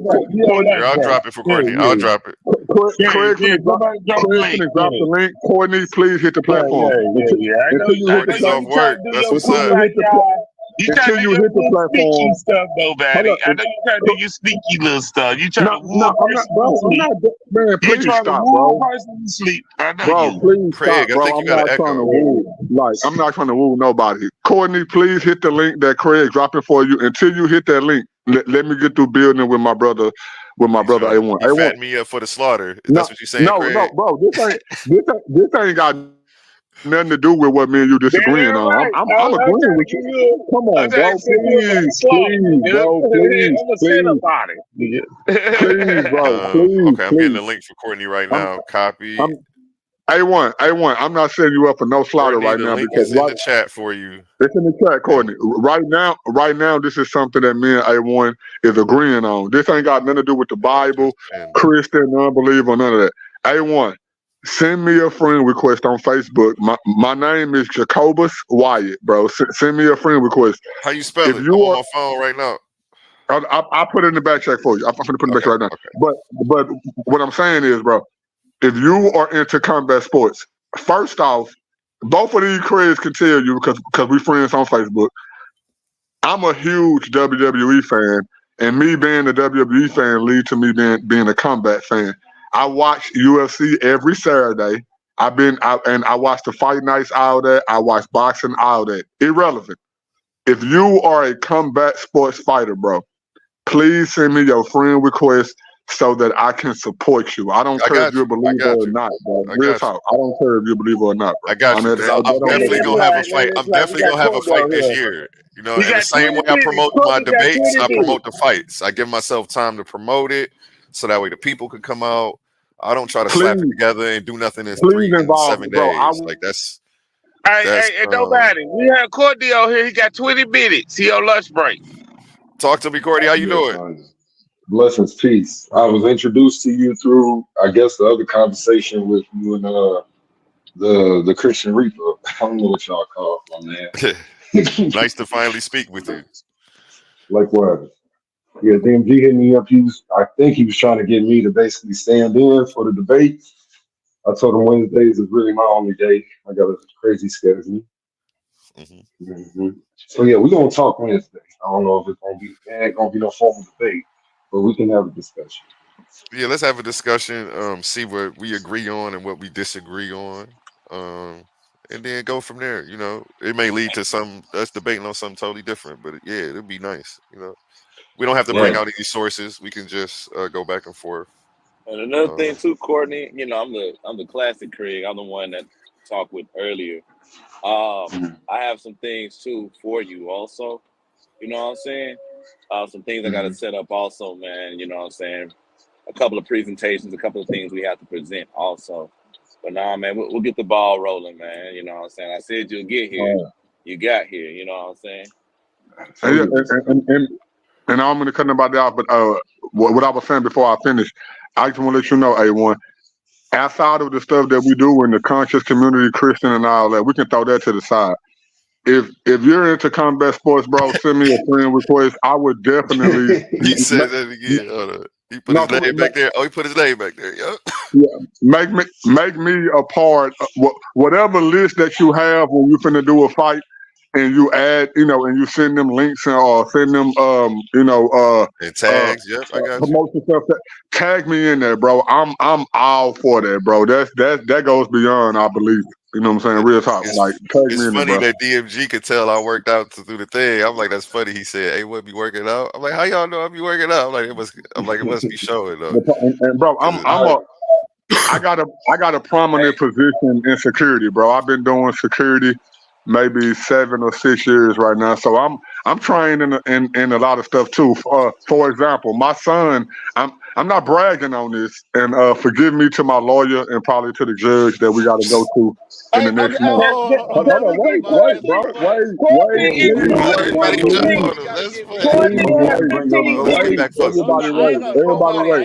everybody, no, bro, I'm a 38-year-old nigga who ain't got no background. So believe me, I know what I'm saying before I say it. I work for Legal Shield and I work for a law firm right now. So I'm saying this to get closer to my brother A1. I just want to make it known, bro. You do all this sleeping here later. Hold up, We Craig, trying to get down to court. We're about business, bro. We stand on business. Please, Ratchet. We stand on business. Please give me a chance. So we trying to get down to court. Please give me a chance to finish. Please, bro. Like, damn, please, can I finish, bro? We ain't trying to get in your way, bro. But Courtney only got he don't got that long. You know what I'm saying? Now, I know, and that's why I'm trying to make I could have been done 2 minutes ago, bro. I know, but we try to get this. Forget all that. Please, A1. We got more than one debate coming up in the future. We can have those debates. I just added you, man. I just added you, and we gonna leave. Outside of those debates, bro, because those debates is something that we disagree on. I'm trying to get you in the mind frame to something I do agree on right now. So everybody pause, please. A1, tag me. I love you, bro. Tag me in your promotion. Tag me in all that. I love combat sports, and don't nothing make me feel better than to brag on somebody in combat sports that I actually know. You know, we all pick up people who we come across. Hey, they good. They A1. They Israel Alexandria and all that stuff. I don't know that, bro. I know you, bro. If I can see you fight somebody or see you do your thing, bro, I will promote you more than anything. That's all I'm trying to say, bro. Feel me real quick. Thank you. Courtney. Thank you. I was gonna ask you, A1, did you understand the argument that was being presented about the names being on manuscripts? Because the brother spoke. He did a good job with it. He misspoke a little bit. Understandable, but yeah. Come on, Courtney. Can I hear it from you? Sure. So the evidence attests that the names were circulating with the documents at their earliest point in history. So the earliest manuscripts we have with the first chapter or the last chapter or the next book coming up in the same codex of the Gospels, all of them have a title. They all have a name affixed to the title or the postscript. So in P66, you find the ending of Luke and then the beginning of John. It says Kata Evangelion Lucanus and then Kata Evangelion Johann. So the gospel according to Luke, a little page break, then the gospel according to John. And then it begins in NRK and Alagas in Pastantean, beginning of where all of that stuff. So that's in all of the extant manuscripts with either the first or the last. Every last section. one. Every last one of them. No, that's the misspeaking coming out. Because I could bring up P52, P104. They do not have titles on the pages. They're not even the beginning or the closing section of the gospel. So but would you agree? Courtney, but would you agree? Courtney, would you agree? Sound for Courtney, I can't find the bomb sound. Not to cut you off, but Courtney, would you agree that those fragments, because notice if they're fragments, then they're just pieces of the books. Those fragments that we have line up with the fragments that we have that we do have names for. Would you agree for that? I mean, agree with that? Yeah, there's what's a good point. And there's only one possible evidence to the contrary of this notion. Because I only know arguably two. There's arguably two manuscripts that are considered to be mixed documents. One of them was just recently founded and commented on by Daniel Wallace, Michael Holmes, and all of them in the last papyrus manuscript finding publication. Yeah, there's his scrolls, not the gospel. Yeah, right. Yeah, but it's a mixed text. And that's a historical anomaly in light of the over 100,000 manuscripts we got of the New Testament. Right. But those when I say 100,000 manuscripts, I'm referring to no particular language basis. It's about a little less than 6,000 just in Greek. Right, 6,000. Right. From dated back to what time? Dated back to first century. As early as the middle 2nd century. The physical documents date back to as early as the middle of the 2nd century. Yeah, I'm going to have to see what you have before the. That's what I want to see. I want to see your 2nd century manuscripts. You're right, Courtney. And I'm not. Again, we can sit down and I can learn something from you. I haven't looked at them myself, so again, I'm going PhDs on that matter. So it seemed more in-depth studies, and they told me that you had were real read into that stuff, and you had started. You can't tell me too. I'm gonna let you know. I'm gonna let you know why Garfield put me in Dagger Squad. All right. Yeah. 8 years ago. Yeah. 8 years ago. 8 years ago. Remember Garfield 8 years ago? This is before Ehrman's red book about historical Jesus. 8 years ago, what was Garfield saying? Jesus was a man. Yeah, before he said Garfield got to talking with me, and eventually his perspective changed. Come on, Courtney. Nobody. We'll need the A-man section right now. Okay, I got to see these 2nd century manuscripts. That's what I want to see, man. I'm going to dig up Courtney because I remember Garfield 8 years ago. Garfield even said that, hey, it was a point in time where I didn't believe Jesus existed, but until he started following the evidence, it is evidence, bro. Point blank. Let me finish. But the chili he cool, Courtney. Let him cook. I mean, not Courtney. He cool, Greg. Let him go for a second. People like Bud Ehrman, for example. Bud Ehrman is a PhD scholar who has a degree in the area that we're talking about right now. Bud Ehrman is not a believer. Ehrman is not. Hold on, let me finish. Bud Ehrman is not a believer. No, listen to me though. This is a good appeal to authority. Means that appealing to authority when a person is not an expert in this area. That's what it means. So hold up, second Okay, off. okay. Okay, I mean, now wait. but What is he Hold on, doing, wait. He's trying to Craig, hijack the show. Craig, He's a this is Christian between hijacker right Craig, now. Craig. This is between me, A1, and I don't even No, know if it's Courtney is not. Christian. No, it's Can you not. It's pause, between A1 and bro? Courtney. Can you It's between please A1. pause, Do I have bro? to put you in the bank? Do I have to put you in no, the it bank? wasn't Bro, between can Courtney. you just What pause, Courtney bro? said Look, was bro. above my Can head. I couldn't dispute you nothing he was now? talking about. A1 admit He Do said I he have to had put what you I in the A1 asked bank, for, brother? so I'm gonna give Thank him a you, chance to thank teach you, me something. A1. Thank you. A1 is admit. Yeah, you I say didn't try to. it today, Please, bro. Please, bro. Please. Please, Can baby, you don't just go. please let us talk, bro? Courtney just Go said the ahead, bro. same. I'm finna be there. I'm finna be God there. Go ahead. dang. Okay, Craig, thank you. Craig, let him, Can I let be him. there? Thank you. Yes, you can. Yes, you can. You can. Yeah, okay, Courtney okay. just, Courtney just admitted to the same thing that I just admitted to. A1 not being biased. He's being honest. He is not well read or well studied on this particular subject. He is well read or well studied on other subjects. We're not denying that. So can you please just let us go? Courtney just matched up to You what got I was Will saying. study on that shit. Oh You're just my winging it God. right Bro, now. yes, You're I just am. winging it right now. Get that All out, bro. A1. Yo, I A1. appreciate it. A1. I appreciate the Out tonight factual. since A1. Out tonight since the conversation. I'm not talking about any other area that me and you haven't touched.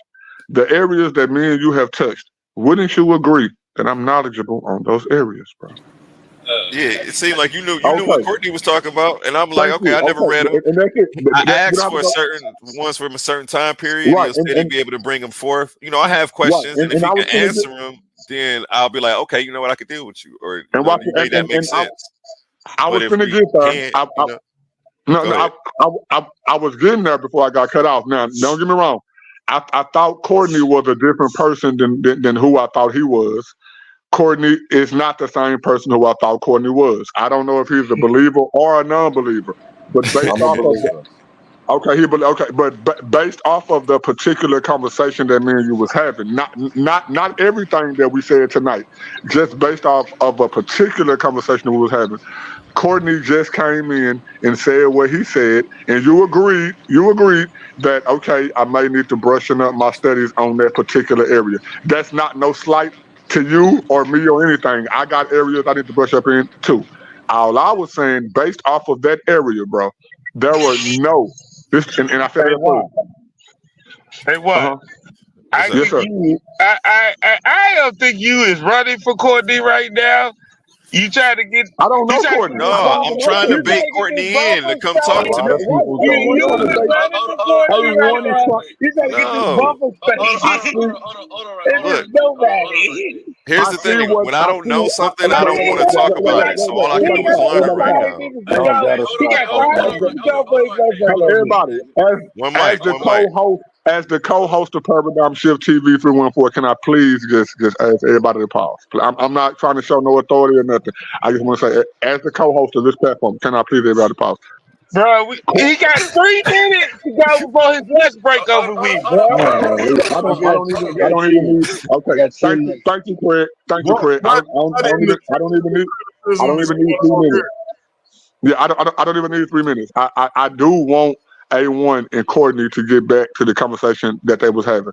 All I wanted to imply is that based off of the evidence, you admitted A1 that and this is not no slight to you, bro, because I don't know algebra, nigga. So if somebody want to teach me algebra, I gotta just shut up and listen.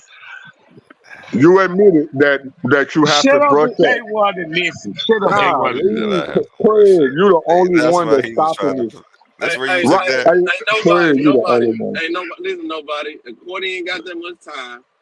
A1 and him was talking. I know you want to Okay, jump go in, ahead. bro. Okay, I'll Just shut up. Go let ahead, Courtney. Courtney Yeah, yeah. and A1 get It's, into it, bro. Go ahead, Courtney. Oh, I mean, it all depends. A1 and I already have a scheduled conversation. I'm on the phone. I'm on the phone. Man, I should just stop. She's looking at me like, "What are you talking to?" Y'all in my ear. Courtney, I'm married too, bro. But yeah, long story short, this is more or less just me and A1's direct acquaintance, getting to know each other because I didn't know what an A1 was other than the sauce. until Allen Iverson. this is now. Hold on, y'all didn't need to do no bomb, man. I'm not trying to crack jokes, man. Nah, Y'all we did 100. We did 100. y'all funny, man. I don't know how influential A1 is. I literally just learned about who he was recently. That's all I'm saying. I'm not here to try to rag on this man. I am not So shooting this can we guy. set y'all Man, up like, for a future dialogue or debate? Courtney, can we set you and A1? Now, me and A1 already got something going on, but after us, can we set y'all up for a future dialogue or debate? sure. I already I'm down with settled, that. bro. What the fuck you doing? Hey, what? I'm I mean, asking. no We're man. probably gonna What get Yeah, all that. we about to set something up with both of y'all, and we're Let's gonna pull do the it. Let's calendar do out, it. and we're gonna take our time. Paradigm shift. First, we got to How figure out what we agree on and what we disagree on. I don't like speaking on things I don't know about. I'd rather just say I don't know, and I have to sit this so conversation out. Like some stuff, I can't talk about I, it if I haven't studied it. And that's So I just don't. perfectly fine know, with me. So when just you know that bringing this. up certain papyruses, I do have certain questions and certain stipulations on certain stuff for it to count as evidence, and I can lay that out. And if it meets the criteria, I'll be like, "Hey, good looking. I'm glad we ran into each other." So that Can we do it? Can we do it on Paradigm Shift TV 314? you won't have to worry about me arguing you to the end. I'll be like, "This guy's got it. Give him the Hey, belt." bro, A1, me and you can sit, bro. We can. Who muted this guy? Who muted you? Why is he muted? Let me unmute him. Muting me, but bro, we can have classic debates, bro. Like me and you, 1-on-1, bro. Bring the topic up. I think you are a knowledgeable brother. Yeah, he Ain't sounds like he's nobody. I trying to don't set even me like up for the calling you by slaughter. your name on here. Courtney, you got I think anything to you say got before you got to go back to each work? I other, don't bro. know He who keep on lunch muting me, break. bro. Like, what the hell? He on my lunch only break, comment. bro. That My don't say only that comment trying right to do now. his My only comment right now is nobody. You are somebody. You need to change your name. I don't like calling another man nobody. Pop, real quick. I like that. Courtney, hold on, Courtney. Would this make sense to you that I call myself nobody because there was a song released in the 70s that says, "I'm just a nobody trying to tell everybody about somebody who can save anybody." Now, that's the only reason why I take that name. I'm just being. Now, hold on. Now, Hey, that's a blessing right there. none of y'all stay in Dallas outside of Classic Craig. I call myself nobody because I try to be humble under Christ, bro. I'm big headed. I'm arrogant. I'm self-centered. All that. I call myself Wyatt for that same reason. I used to be a rapper, bro. You hear me? And I got flyers, you still posters. that same nigga. Can you pause, bro? I got vehicles wrapped with my face on it, bro, that has been traveling through the state of Texas. I used to do 5 shows a week. I'm 38 right now. I stopped rapping when I was like 29 or something like that or whatever. So I know that I'm not a nobody, but in comparisons to who Christ is the reason why I call myself nobody. Not that I specifically think that I'm a nobody, bro. And Brother in the Lord, I understand that. classic Craig. With this bitch, Jay. Classic Craig is younger than me. And we've never met each other, even though we stay 5 minutes away from each other. But I'm pretty sure that he probably came across some of my flyers, posters, and all that. Classic Craig can tell y'all. No, he did. Classic Craig can tell y'all that I'm not a nobody, bro. I am somebody, but I take the back seat when it comes to Christ. That's why I call myself nobody. Go ahead, Courtney. I understand it. No, I understand that. It's about time for me to get ready to go in. I'm about to say a couple of more words, and then I'm just gonna get back in the YouTube channel and listen to y'all for the rest of the night. Number one, thank you for giving me the link. A1, I can't wait to have a further discussion in the future. A1. Just to let you know, some of my interests are primarily in manuscripts and not just New Testament manuscripts. I deal with a lot of first century and ancient Near Eastern manuscripts. I'm not fluent in these languages, but I understand the methods enough to apply them. No, Courtney. Stop! No, you don't get to cut him off no more. You don't get to cut him off no more. Everybody, give me 1 second, real quick. No. Courtney, go ahead. No, I can't let you. Come on, man. I let you do that too many times. Why y'all not beat him? Y'all beat me. Like, No, get no, no. that nigga off. I just want one. I ain't kicking him off, but he got to be muted. No, please,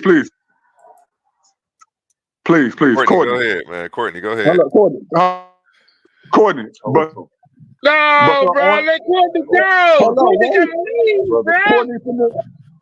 You can talk to him. Let You me can finish. request him, Finish, bro. and then you can go ahead. One Let me thing, finish. Why you trying to keep Okay, cutting him off? you get please, 10 seconds. Go. 10 seconds. Go. Okay, Courtney. Okay, he gave me 10 seconds, y'all. Courtney, there are no manuscripts for the Old Testament and New Testament. That's all I want to say. Go ahead. There's what? Go ahead, Courtney. They say that there are. You said that you're only going to go off of manuscripts, but they say no. Now I'm agreeing with you. There are no manuscripts. Go ahead, Courtney. Oh my. Who is they? Okay. Anyways, I love manuscripts. The field of textual criticism is my field of emphasis. Not just personally, and when I say this is coming from somebody that was getting a bachelor's of biblical studies, affiliating themselves with actual textual critical Facebook pages, sharing information, and the teachers, like big names in the field, like Dan Wallace-esque names, even people that Dan Wallace edited books for, communicated to me directly, PhDs and teachers. They told me that they thought that I had a better field and understanding of the field than many of their PhD students. They began to ask me, where do I go to school at? I told them Grand Canyon University online. First thing they tried to do was get me to come to their department. So this is a real field of emphasis that I love and I enjoy. And that's the main reason why when I saw you sharing that one screen, I literally just walked by my phone and I saw that one screen you had about inauthentic regarding the Paul's letters. I was like, yo, I understand where you're trying to go, but whatever you're quoting or whatever you're understanding that you read, you're misunderstanding. Because all this undisputed and inauthentic books of Paul have Paul's name in the text. They're not formally anonymous. So one of the things you can't do is attribute formal anonymousness to the Pauline letters, because just about all of them basically have, hi, this is Paul, servant of Jesus Christ, Lord Jesus Christ, all of this stuff. He attributes them, or at the end, like in Romans technically has Paul as the main voice, but Paul is not the one writing down the words, because at the end of Romans, what do you read? You read his writing secretary, his amanuensis, signing off on the penmanship of what he heard and copied down.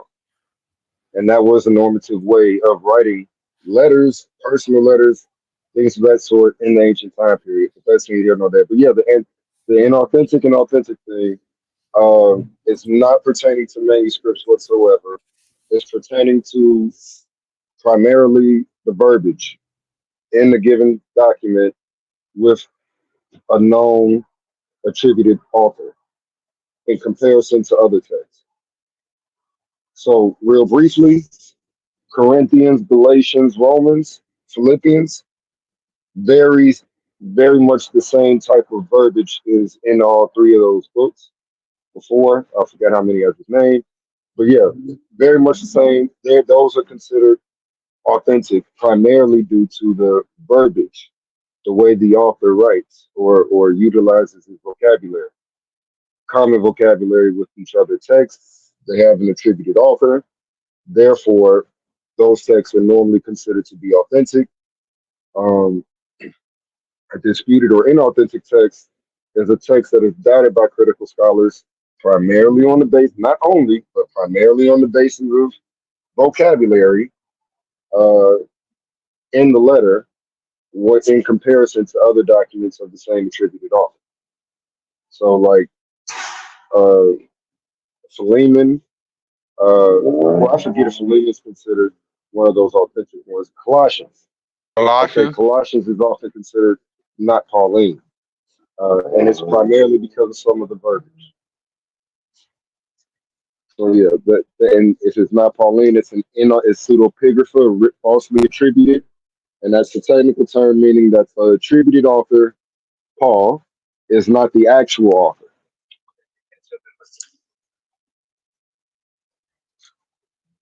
That's all I gotta say, and I really appreciate y'all. I'll talk to y'all later. Y'all is cool. I swear. We appreciate you, brother. We appreciate you, brother. All Yeah. right, blessings to you. We got a lot, Mr. Courtney. We got a lot for you too on Paradigm Shift Chief. I'll be reaching out to you, man. I'm the one with the little flame, little notes, but we'll reach out to you. But other than that, man, hey man, that was one heck of a show.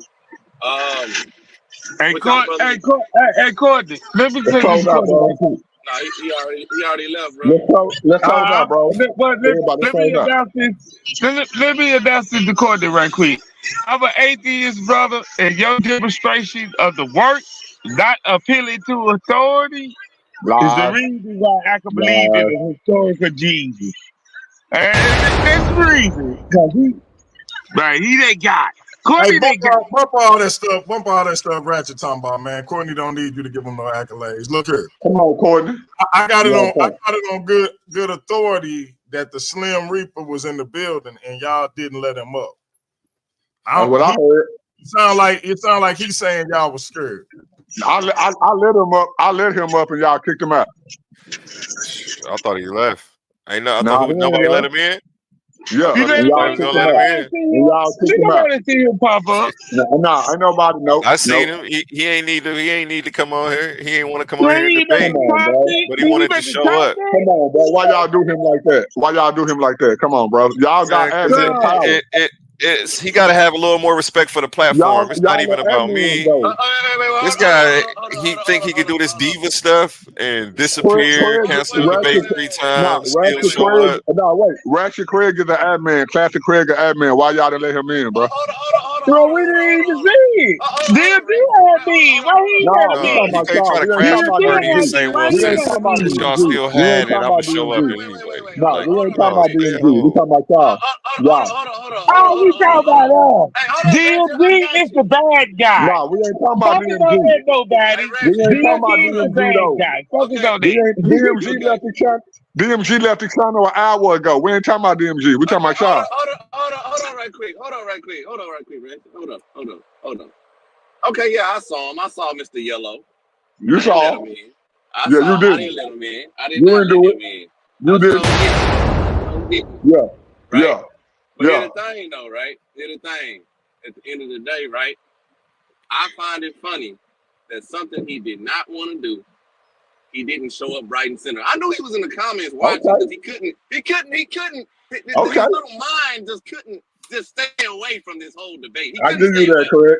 He couldn't I stay give you away because that. you want to know why he couldn't stay away? If you look Why? at every Why? video of things he said he would not do. That's right. Hold up. That's right. If you look at That's every right. video of things he said he would not do, That's right. and he said he debate, and he goes and do it, he popped up in the middle of A1's debate. So this was his whole Okay. elaborate scheme, Okay. his insidious scheme to see what he was talking about first, Right. jump in and try to say he was all stupid instead of facing his man one-on-one square up. Okay. If Hey, he Leon really Gray. wanted to debate A1, he would have been here right and center, ready. He knew what day it was. Okay.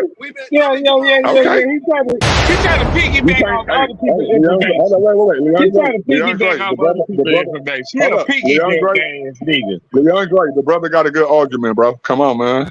What's up, bro? Good All argument. right, It's the hey, truth. look. It's the I want truth. everybody to close out except for A1. He going last. We're gonna start with nobody from Trust and Believe the Gospel. Talk about that being the new debate. Then we're gonna go to classic Ratchet on down. Let's go. Bro, B New ain't got no chance in proving the stuff that he has to prove because in no way, shape, or form will he be able to prove transmission. If you don't know what transmission is, he will not be able to prove that the people who he's claiming stole this stuff from were people that was in the area, stole, written down, copied all this stuff in order to be able to put it into the Bible.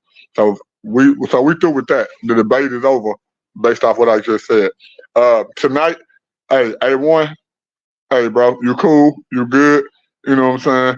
I would love to have further more dialogues with you in the future, man, and we can talk about whatever, bro. I'm not going. First off, my brother Leandre did not run. He just had a preference. But whatever preference that you have, I'm not gonna run from that. We can cast this on Paradigm Shift, the whole effing show, Trust and Believe the Gospel, Sinetta TV, the Lion's Den, Judah Mad, whoever you want to do this thing on, bro.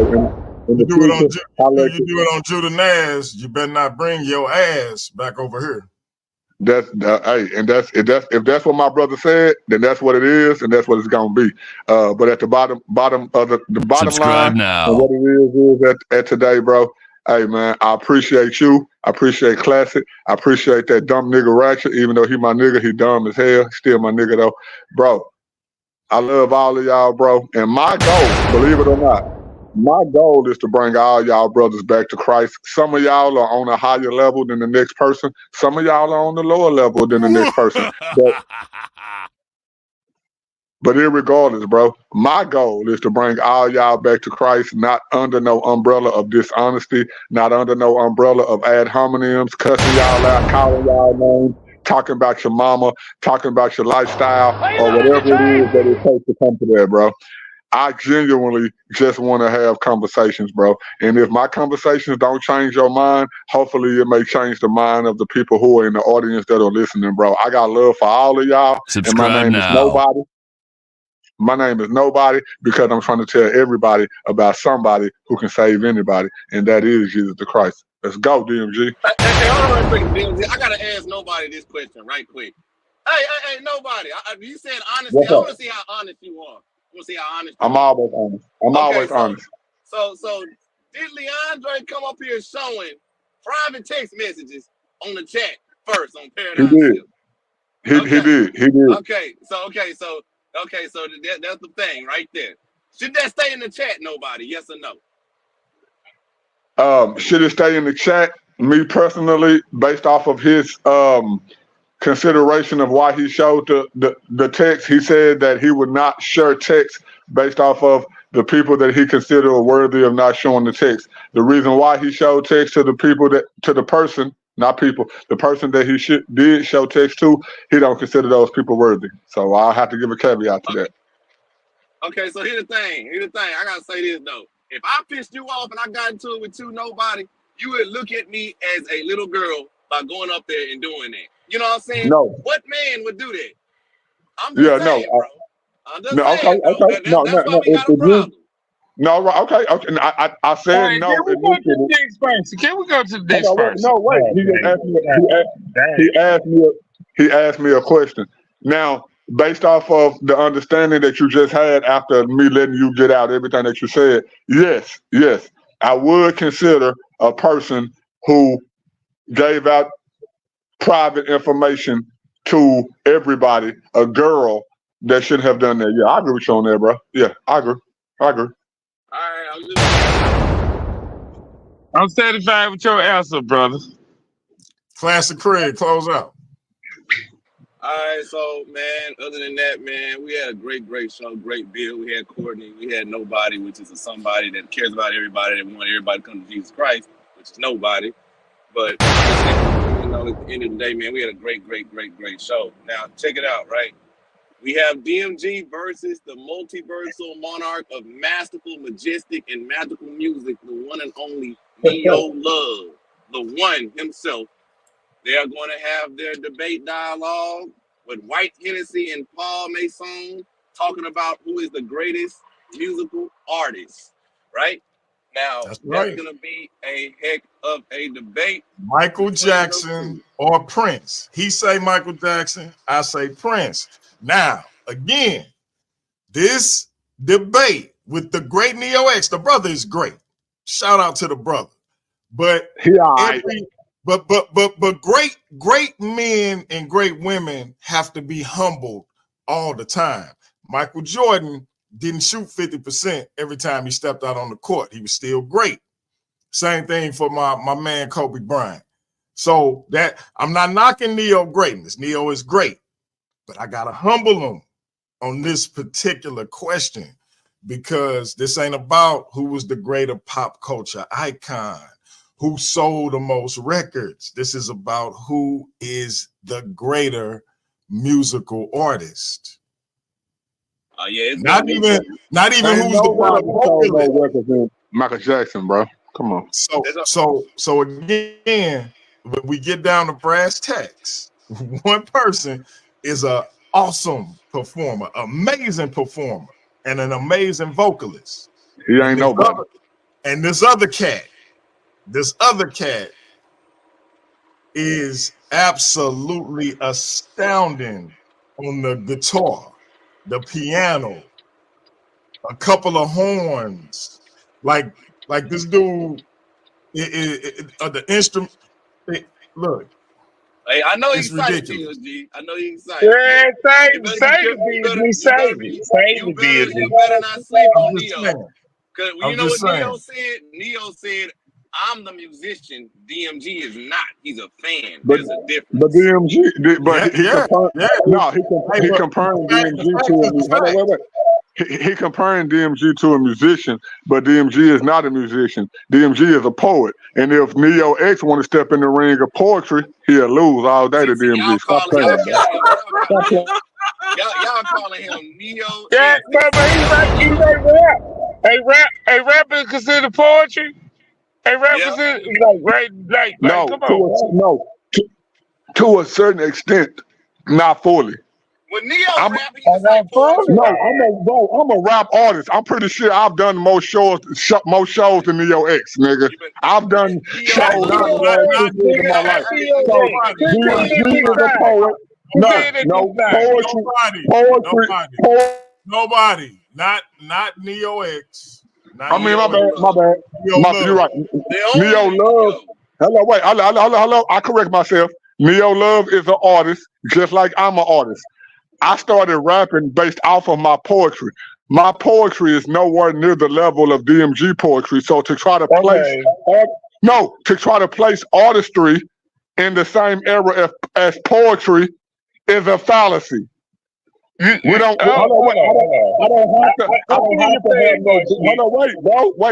don't have to have no beat when I'm writing poetry. I don't have to have no hook when I'm writing poetry. I don't have to have no background singers, no artistry, or none of that. DMG is the number one.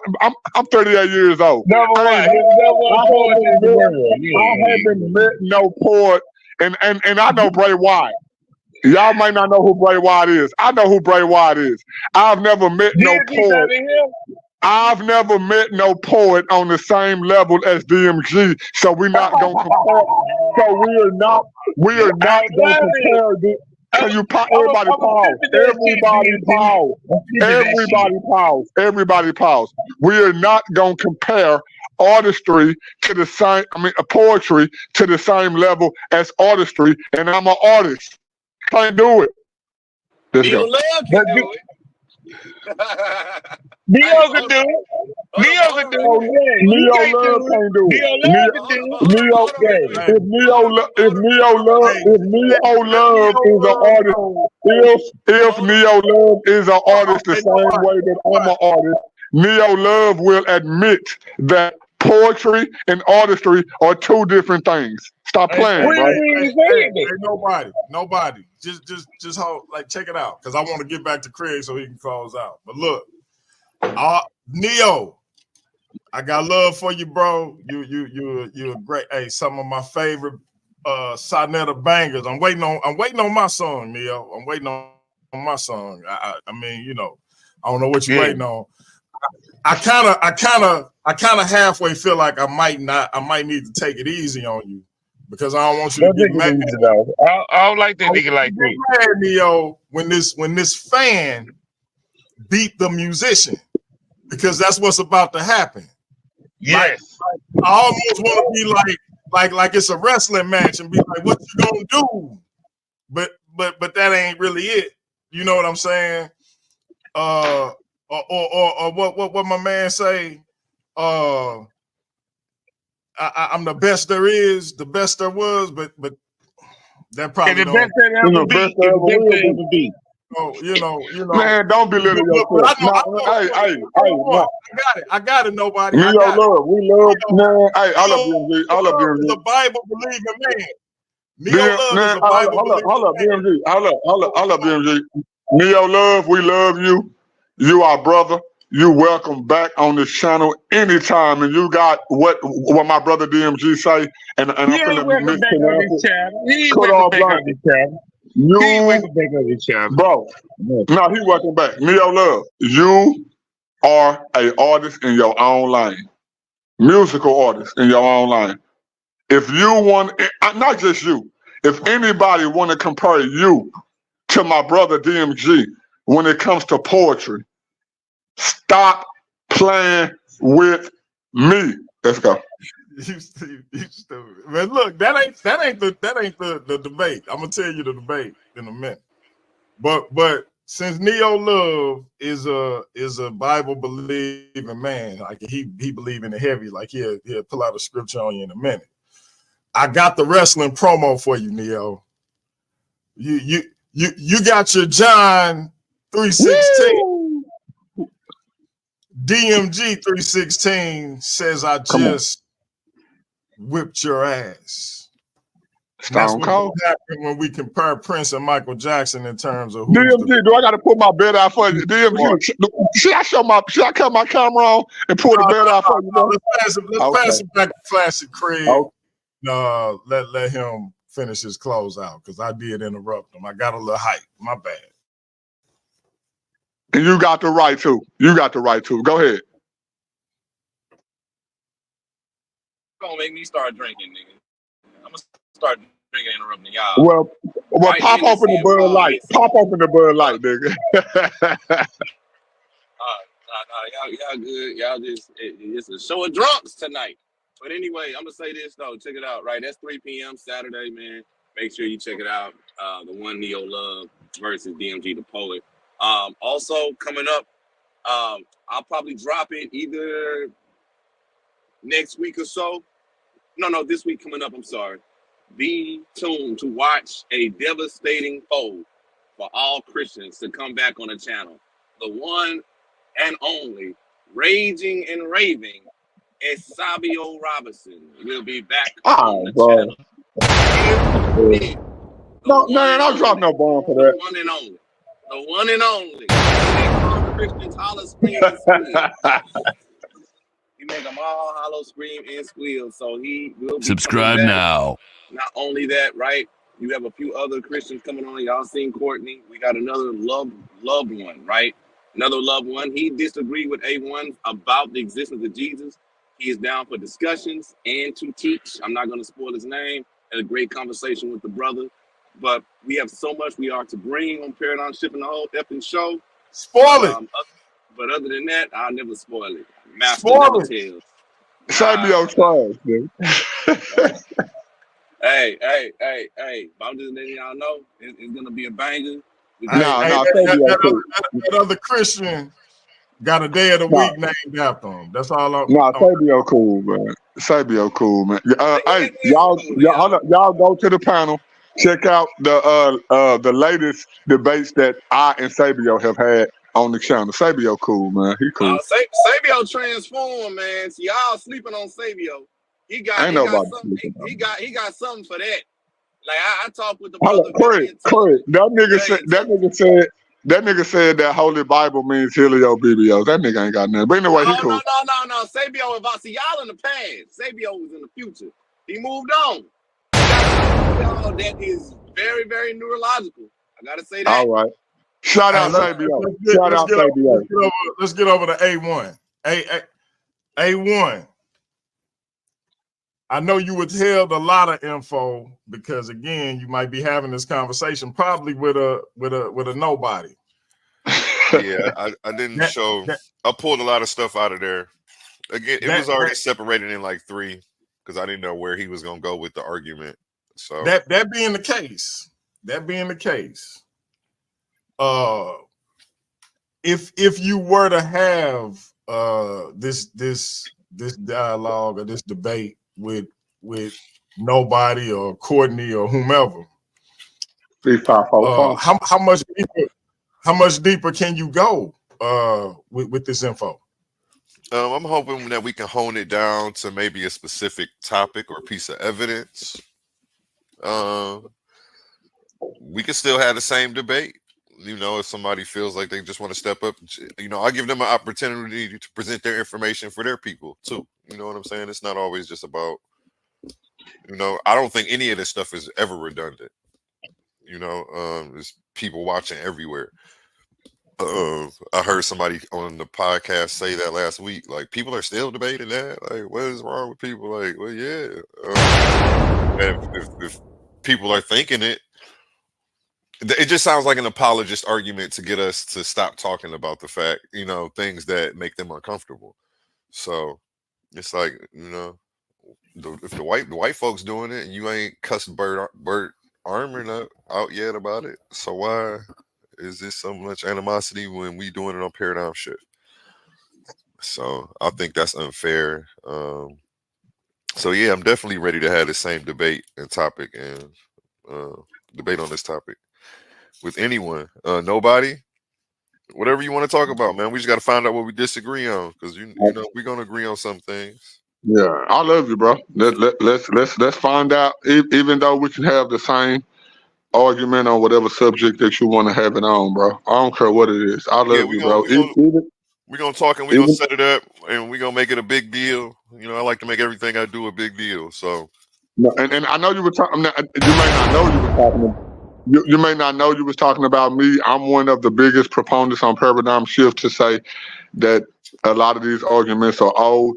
But me personally, I ain't the one that's saying that I'm not willing to rehash these same old arguments, bro. That's other people. But notice, I ain't got no degrees. I ain't been to college.